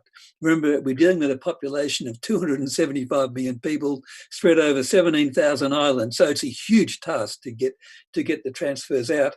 It's also just worth keeping in mind that although the formal poor, according to the official BPS definition, is now quite low, a lot of people are very close to just above the poverty line, and so the social transfers need to target both the poor and the near poor. That, incidentally, is the point of an important piece by Professor Basri and colleagues recently, I think in Jakarta Post and elsewhere. Related also is food supplies. So we know that rice prices in particular, but other food prices are a very sensitive item. As far as we can tell, food prices so far and food supplies and logistics are okay. Indonesia is now basically a net food importer. It's had rather restrictive policies on the import of rice, and so food prices domestically are actually higher than the international price, and that of course has implications for the poor, who tend to be net consumers, not net producers. But it's something to watch, and I think we don't yet have a complete picture on that. Related, the labour market. So the labour market is the key, in a sense, to people sustaining their livelihoods. Now, we know that last time, the last big crisis, the Asian financial crisis, there was a big hit in the labour market, but it took the form mainly of reducing nominal wages rather than reduced labour utilisation. There was a bit of both, but it was mainly the reduced falling real wages, and that, in a sense, is a more inclusive way for the labour market to adapt to a crisis. We don't know yet what's going to happen this time, but we haven't really got any useful labour utilisation statistics that I'm aware of. And clearly we haven't yet got a labour market program which is going to protect the people who are being hopefully temporarily laid off. So labour market is also an issue. And of course, 2 to 3 million Indonesians normally enter the labour force every year at least, and those new entrants won't be able to get jobs at the moment. So that's a big challenge again for the government. Now, final point on the real economy, what's happening and what should the government do? So the government so far has been very cautious, understandably. It doesn't want to get locked into industry policy, which in a sense might be short-term protection, would end up being entrenched in long-term protection. Particular sectors which are being affected, tourism, the transport sector. I don't get a sense yet of how those, I don't think we have a clear picture yet of how those really sensitive sectors are going, and also whether the financial sector, where there's credit being deferred, how that's going to be working. I think we're still in the phase where Bank Indonesia has sensibly ensured that the financial sector, that there's no banking financial sector collapse, but we've got to see how we go into Q2 and Q3, whether that's going to hold up okay. So they're my main comments. Just one final point to notice is Indonesia and crises in the past, and are they a useful guide to the future? Well, the two most recent ones were the global financial crisis and the Asian financial crisis.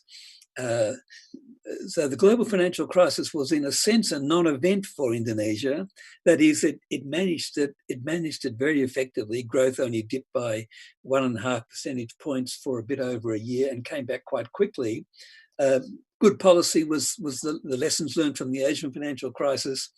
A bit of good luck as well, as partly as Dede mentioned, Indonesia is not as trade exposed as some of its neighbours.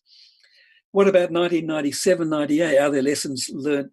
Can there be lessons learned from the one really big economic crisis Indonesia's had? So this time round, things are different. This crisis is different, as we say.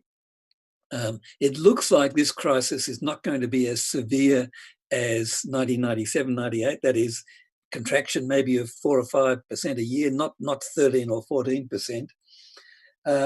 And of course, crucially, now Indonesia's political and institutional structures are now much better established. Remember, this 97-98 was, in a sense, coincided with or triggered the downfall of the 32-year Suharto regime.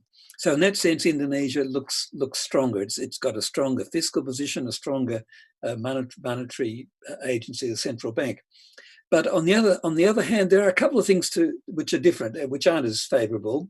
First, this is a global crisis, not a localised regional crisis. So in 97-98, when the exchange rate collapsed, the global economy was still very strong. And so Indonesia was, to some extent, like its neighbours, Malaysia and Thailand and Korea, able to export its way out of the crisis.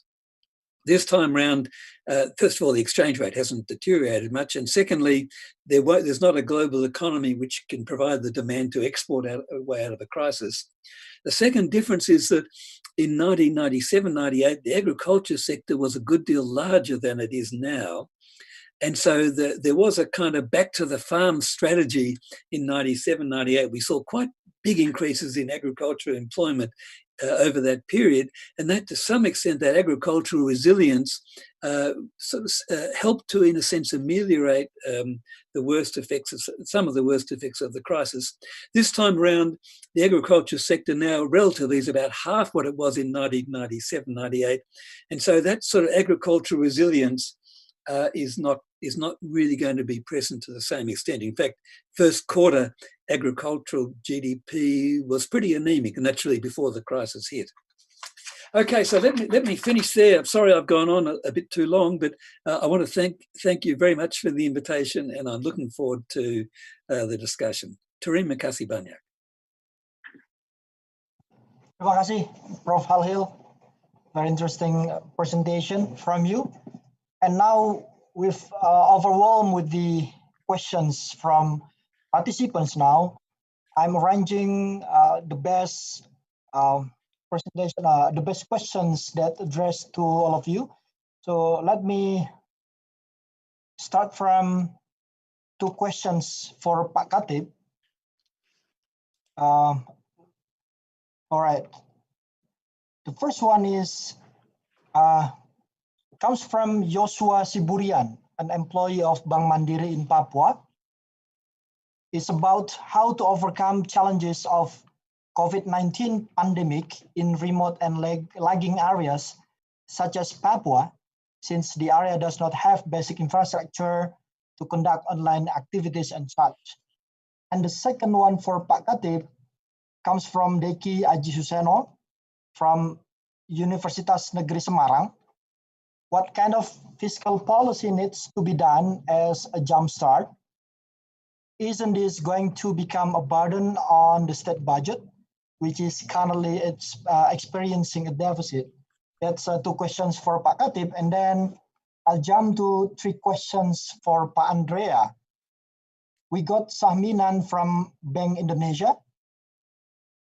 What factors make the OECD forecast much more pessimistic than forecasts of other major international organizations? In particular, what are the working assumptions used by the OECD to come out with Indonesia's GDP growth this year as low as -2.8% to -3.9%? And then another questions from Augusta Viano Sofian from Ministry of Foreign Affairs to Andrea. What is your concrete recommendations for the government of Indonesia that would be different from the general policies that you have presented? And then the last question for Pak Andrea comes from Muhammad Firdaus Mutakin from AMRO Singapore. Based on the OECD projection, most of countries will experience more severe economic growth this year. How much is the appropriate fiscal stimulus needed for its countries to hinder the economic construction? And now we have 2 questions for Pak Halil. The first one is from Aswin Raihansyah. How this COVID-19 will affect on demographic bonus in Indonesia? Will be demographic bonus turning into handicapped instead of advantage and corrupting Indonesia socioeconomic sector? And the last one, this is from Enrico from Fiscal Policy Agency.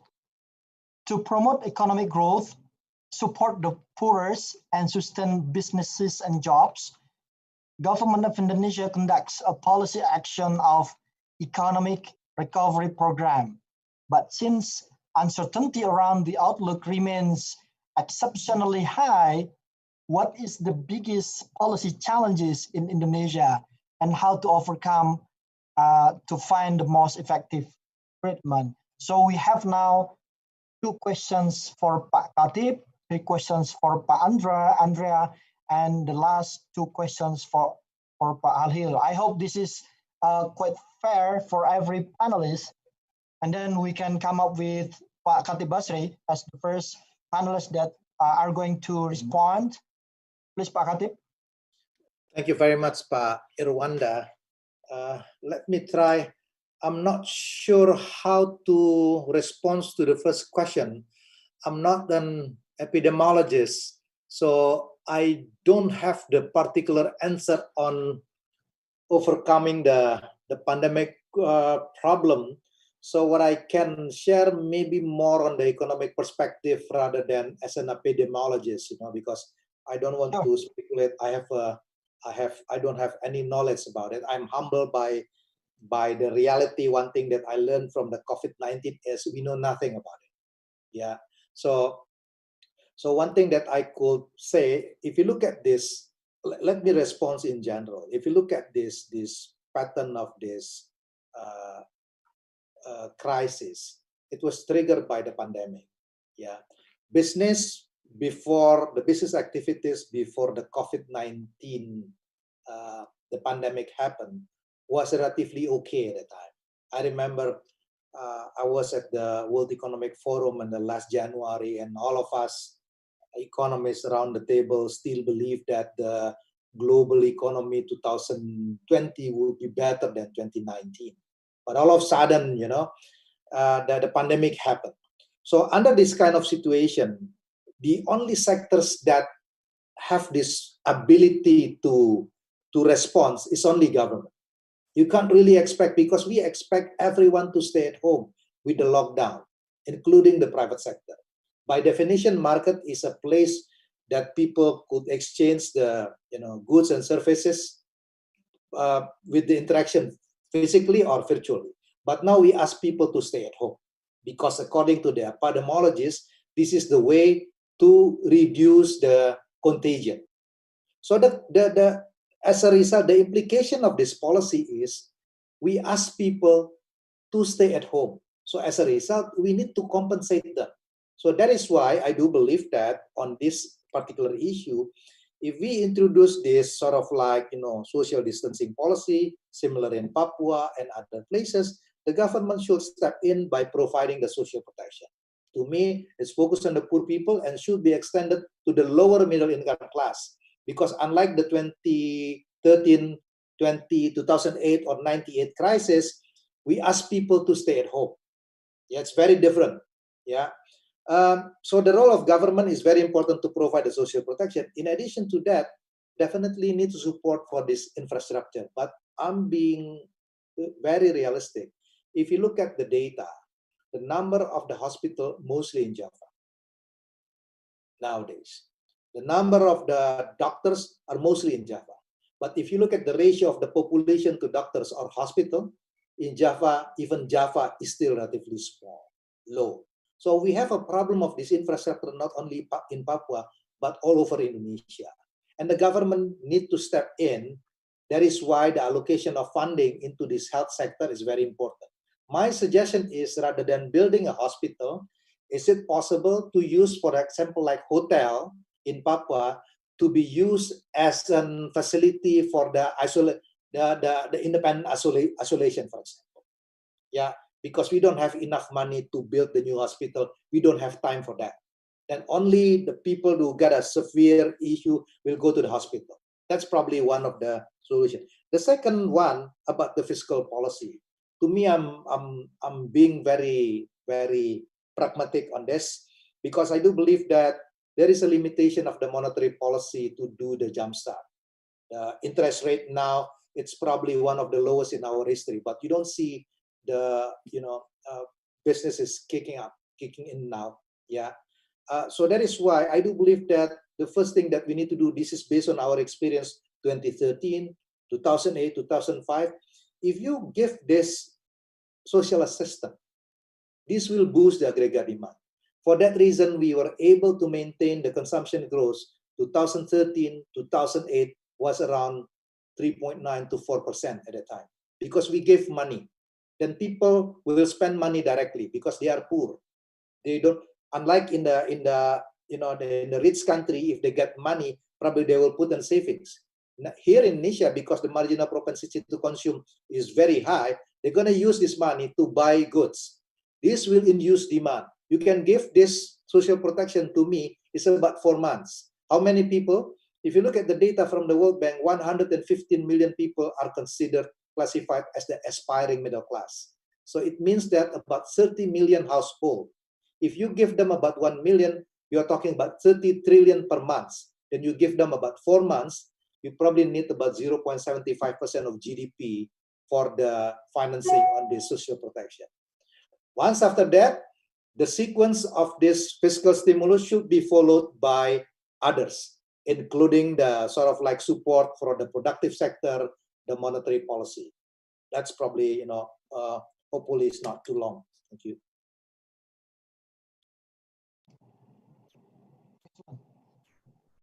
Thank you very much, Pak Khatib.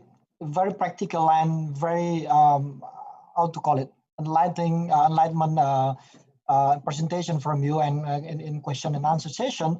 I hope that the governor of Papua and other authorities will get your advice very seriously. And then we jump to Pak Andrea. You have 3 questions, please, Pak. Thank you very much. I was sure that the projection would steer a lot of attention, and this is right and obviously very legitimate. Let me just very briefly explain you how we manage the forecast in this very difficult period with so much uncertainty. We looked at the different sectors and we, for all of the OECD countries and the major key partners, and we looked at the impact of the pandemic and the lockdowns on the individual sectors. And we identified those that were most affected.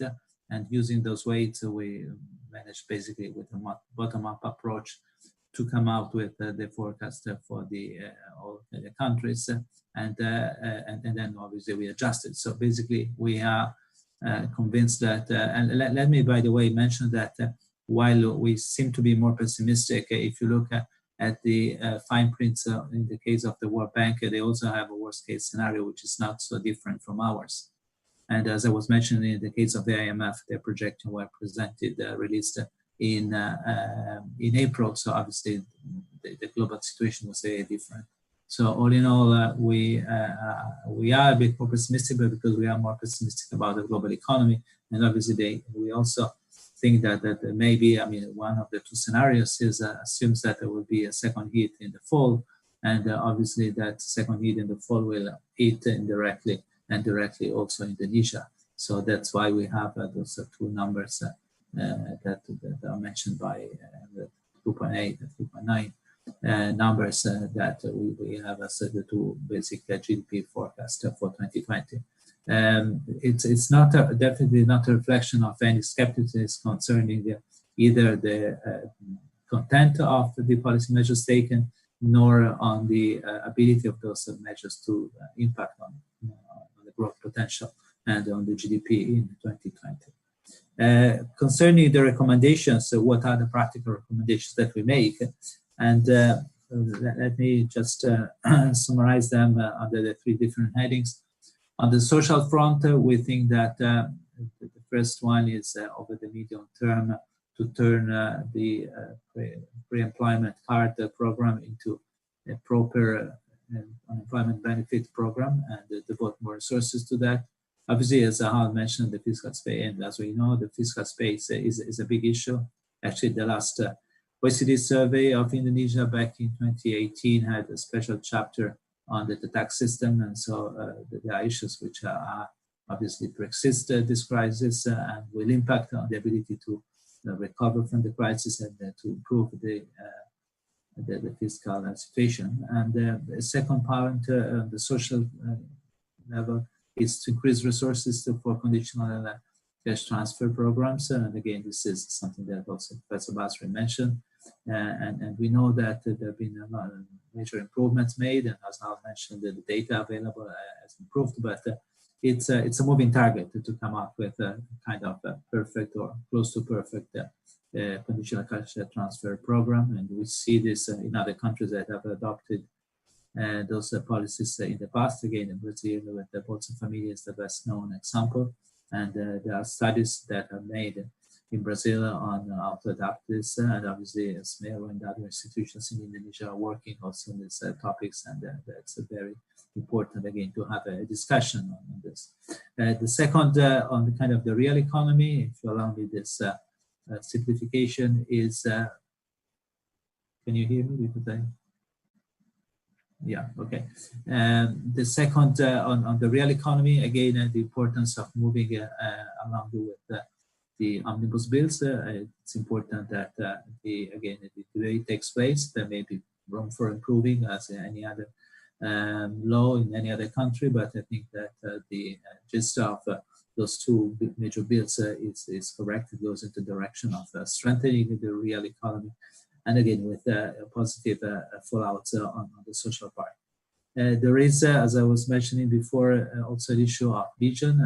not to lose the sight of the long term while trying to solve the short-term issues. And from that point of view, again, the Agenda 2030 and obviously for the longer term, the centenary of Indonesian independence are major kind of routes for thinking about the future. And it's important, again, also to streamline sustainability issues into the policy design and the policy implementation. And from this point of view, the OECD has developed guidelines on that, which can be also important. And finally, the third, what again, I mean, we think that the direction of the policy intervention under this very difficult circumstances, that again, as was mentioned by Al in particular, the external environment is not very conducive right now. And under these circumstances, the government of Indonesia has taken the right measures. I think the major concern and the major challenge now is to prevent the crisis, the real economy from becoming financial crisis. And Alvaro mentioned this is a shared concern also in OECD countries, where we expect the number of bankruptcies and business failures to increase.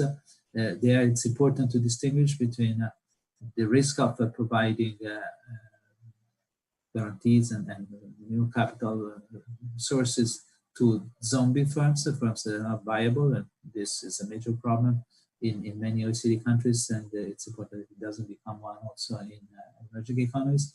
At the same time, it's important to make sure that those firms that are viable and do not confront any solvency problems are not affected by liquidity, short-term and immediate liquidity problems.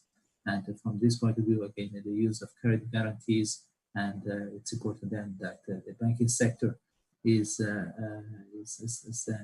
helps in that regard, and that the credit guarantees are then used in an effective way. Thank you, Andrea. And then the last panelist, Prof. Al-Hil, please.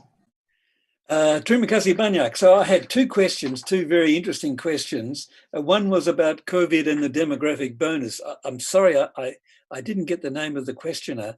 I'm not a demographer, but I think the way to think about the demographic bonus, Indonesia is still in that period of demographic bonus, and on most forecasts, it's got another 15 or 20 years before it finishes. So demography is a long-term issue, not a short-term issue. That is, fertility, it's comprised of fertility rates and mortality rates. They don't move very quickly in the short term. So I don't think it's going to have much of an impact, at least in the next year or two. There is, of course, a slight increase in mortalities, unfortunately. Even here, though, it's worth just reminding ourselves that as epidemiologists in Indonesia remind us, that actually some other sources of illness are actually a bigger source of fatalities than COVID. For example, as I understand it, Indonesia still has about 100,000 deaths a year from tuberculosis. So that's a much bigger number than COVID. So the impact and each death, of course, is awful, but the impact in aggregate on mortality isn't going to be very much, I don't think. The impact on fertility, I think we have to wait and see. I guess it's likely that well, it could go either way. I guess the fact that there are shutdowns might increase the possibility of an increase in fertility. On the other hand, we know that during depressed economic times, people tend to put off having children, so it may decline. So I think it's not going to be a big story either way, is my guess. Incidentally, what is a big story is not so much the demographic bonus issue, that is the age structure of the population, but the workforce participation rates.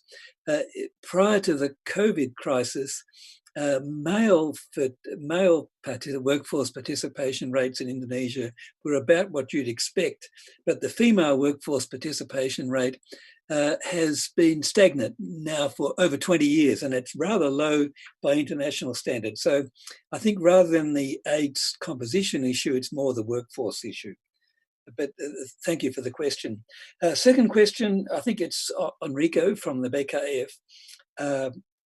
The biggest policy challenges, I would look at it as short-term, medium-term, and long-term.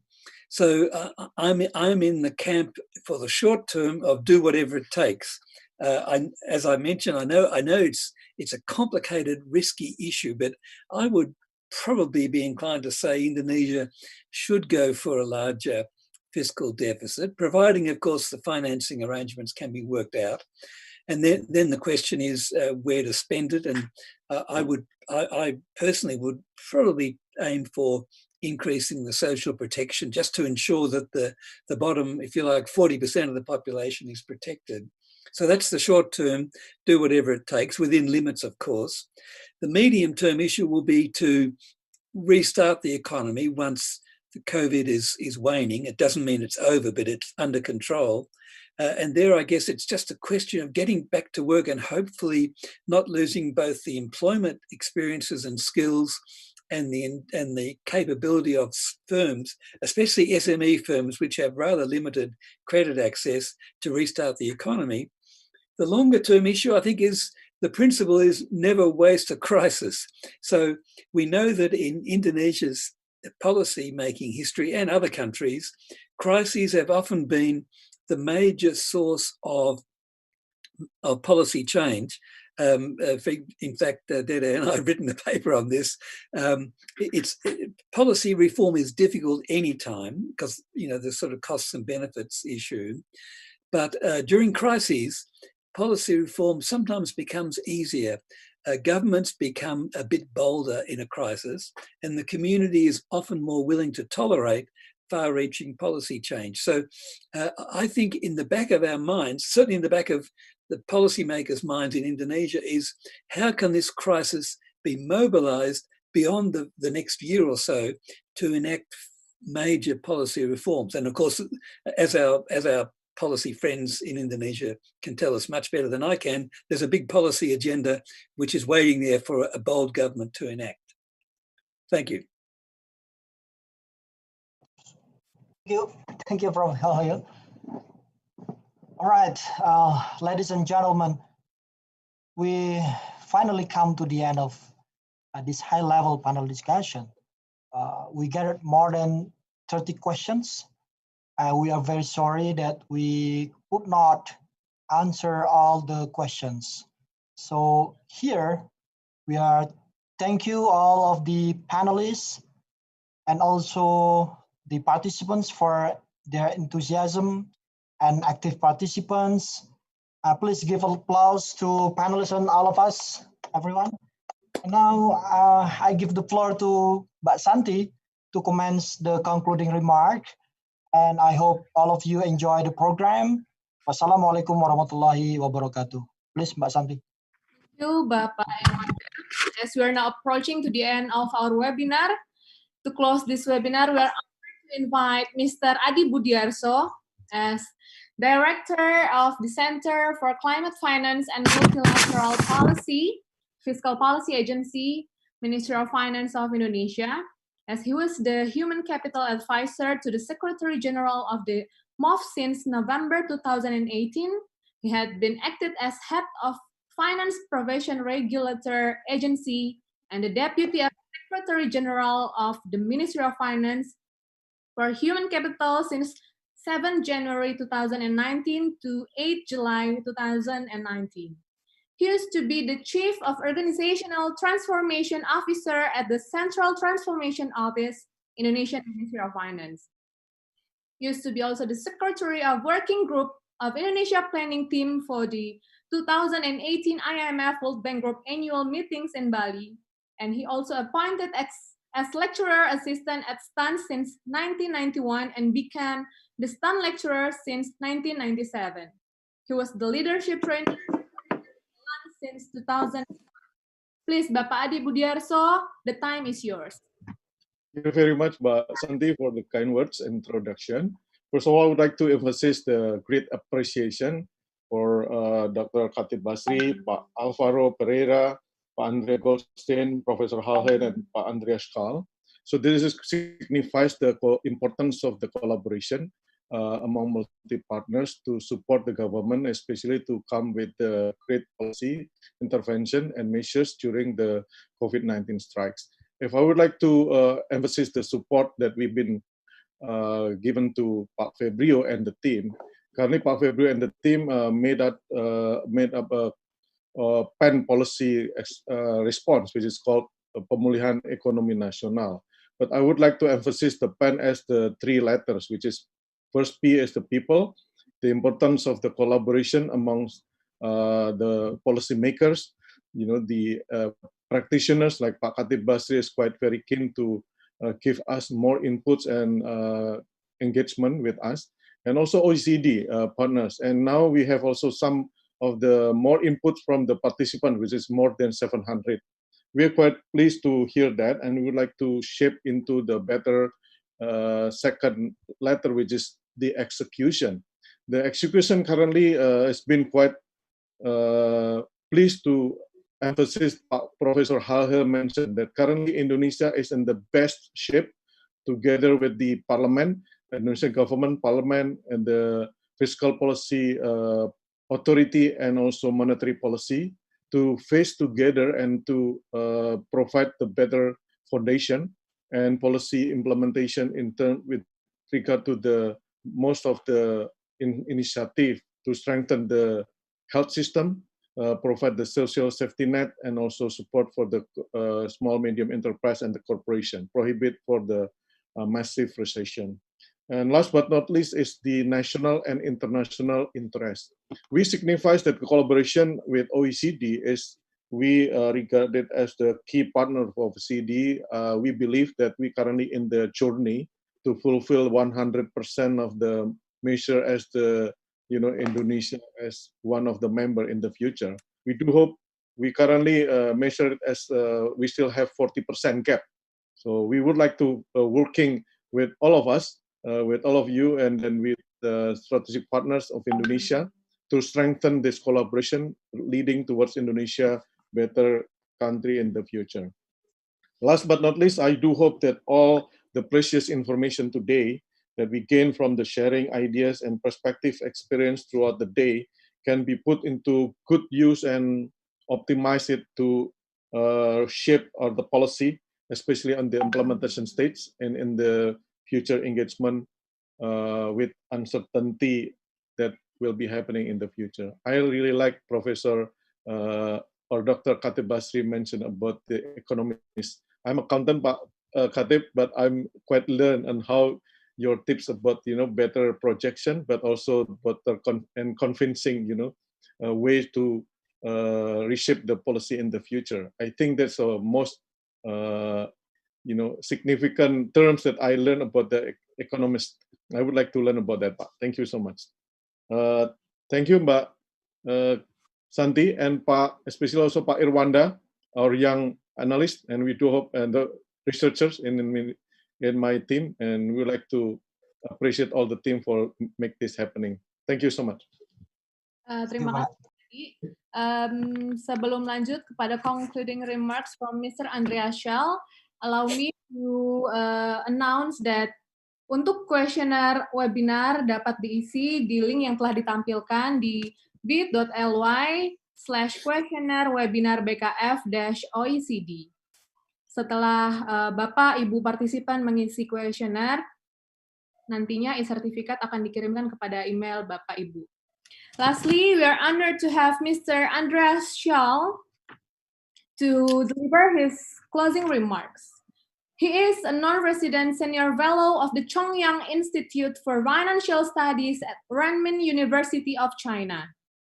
Between 2013 to 2016, he served the organization as the head of the Sherpa Office and the Global Governance Unit at the OECD, and between 2013 to 2018 as the G20 Sherpa.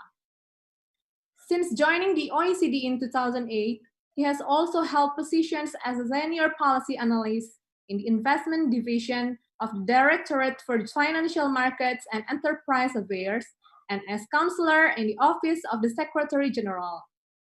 He holds a Master in Public Policy and Public Management from the University of Constance, Germany. Please, Mr. Andreas Schall, the time is yours. Thank you very much, Madam Pak, Dr. Fabio Kacharibu, former finance minister, and dear friend Pak Chadi Basri, Professor Hill, Pagadi, Pak Yerwanda, friends, colleagues. My colleague Alvaro Pereira had to leave for another meeting, so let me also close on behalf of the Economics Department and the Global Relations Secretariat, which is the foreign ministry of the organization. Want to thank the teams from Alvaro, Andrea Goldstein, but also our own team, Massimo Celotto Grosso, who is heading our office in Jakarta, whom you all know. And if you don't know him, please go and visit him in his office. And Alex Bremer, who is heading our Southeast Asia division. And warm thanks, Pagadi, Pagirvanda, to all your teams for being such wonderful partners in the cooperation. I think we've seen a very insightful discussion today. COVID-19 is a global pandemic, which makes global multilateral cooperation even more obvious. And the OECD stands ready to play ball in this respect. I want to thank or commend the Indonesian government for your very swift, far-reaching response to support both supply and demand. Kudos to the strong coordination between the Ministry of Finance, the Bank Indonesia, and OJK. So pretty impressive development. I think now we need to take it to the next level in the G20 and also in the cooperation in the OECD to see what we can do together, what we can achieve together. And in this context, it's my pleasure and my honor to close this seminar by referring to the OECD-Indonesia cooperation in a broader context. Because Indonesia is a key partner of the OECD since 2007, together with Brazil, China, India, and South Africa. Indonesia was among those countries the first country which signed in 2012 a framework agreement of cooperation. And I remember we had a short conversation with Chatib Basri at the beginning. We signed on a ship in St. Petersburg with him as finance minister. We signed the Privileges and Immunities Agreement, which allowed us to open the office in 2015 in Jakarta. In 2014, our members decided to have the Southeast Asia Regional Program, which has been co-chaired by Indonesia for the first couple of years. That's why we had the first joint work program signed in Bali in 2015. And now we are in the third joint work program, focusing on issues like inclusive growth, skills, human resources, competition, infrastructure, just to name a few. So the field of cooperation, the ties of the OECD and Indonesia are already rich, and we're happy and ready. And I'm glad that Pagadi mentioned that we are ready to further go down the road to bring Indonesia ever closer to OECD standards and policy. The OECD is also an international standard-setting body. Our standard on taxation, on anti-corruption, on responsible business conduct, on multilateral companies, just to name a few. We are very keen on having Indonesia on board in this standard-setting exercise. We are very happy and ready to explore how we can move closer, closing the gap in the standards between Indonesia and OECD countries. And we're glad to see so much ownership on the Indonesian side to move these issues further forward. And this is something also we will try to advance in the context of COVID-19. Efforts for joint work. The OECD Economic Survey, and Andrea Goldstein will be working on it, will be taken place in 2021. But in the run-up, there will be a number of webinars of conversations between the OECD and Indonesia to see how we can support your efforts on the way out of the crisis, your efforts kind of pushing the economy further forward, becoming one of the locomotives in the global economy. I'm always telling her, we always telling in discussion with our members, if you compare this crisis to 2008, 2009, it was a strong coordinated macro stimulus by the G20, both on the fiscal side and on the monetary side, a strong cooperation, international cooperation on the regulation. But it was also the high growth rates in countries like China, India, Indonesia, who pulled the economy back on track. And it's something that's why we believe it's really very important that we have this multilateral cooperation, and Indonesia is playing a key part of it. So in sum, and in order to close this seminar, let me highlight that we are looking very much forward to deepen this cooperation further. We are very much look forward to bring Indonesia closer to OECD's family, and to benefit also from the experience Indonesia has in its own development path. And on a very personal note, I'm always excited to be in Indonesia. I'm always excited to talk to Indonesian officials, to Indonesian people. So I have so many good friends because Indonesians, they understand German humor. And that's why it's always great pleasure for me to be with you and to have a good lunch, good dinner, good conversation on substance, because even in this challenging period, it's very important to keep this human face in our interactions, and count on the OECD to make this happen. Count on our friendship, count on our partnership. Looking forward to our next endeavor, and to see you all in our next webinar, which had today about 520 people. So next time we will double our efforts, and we'll bring interesting speakers again, and looking very much forward to this endeavor. Thanks a lot. Thank you, Mr. Andreas. Allow me to once more remind all the participants, untuk Bapak Ibu peserta webinar, kuesioner dapat diisi pada link bit.ly/questionnaire webinar BKF-OECD. Seperti yang ditampilkan pada layar Bapak Ibu. Okay, finally, we deliver our deepest gratitude to all honorable speakers, moderator, and all distinguished participants who have been actively engaged during today's session. We are looking forward to having you in the future event. Good afternoon all, and have a pleasant day. Thank you. Thank you. Makasih Pak Katib, Pak Halil. Many thanks everyone. See you all. Thank you. Thank you. Thanks so much. Thanks, Andre. See you next time, Pak. Kasih. Thank you.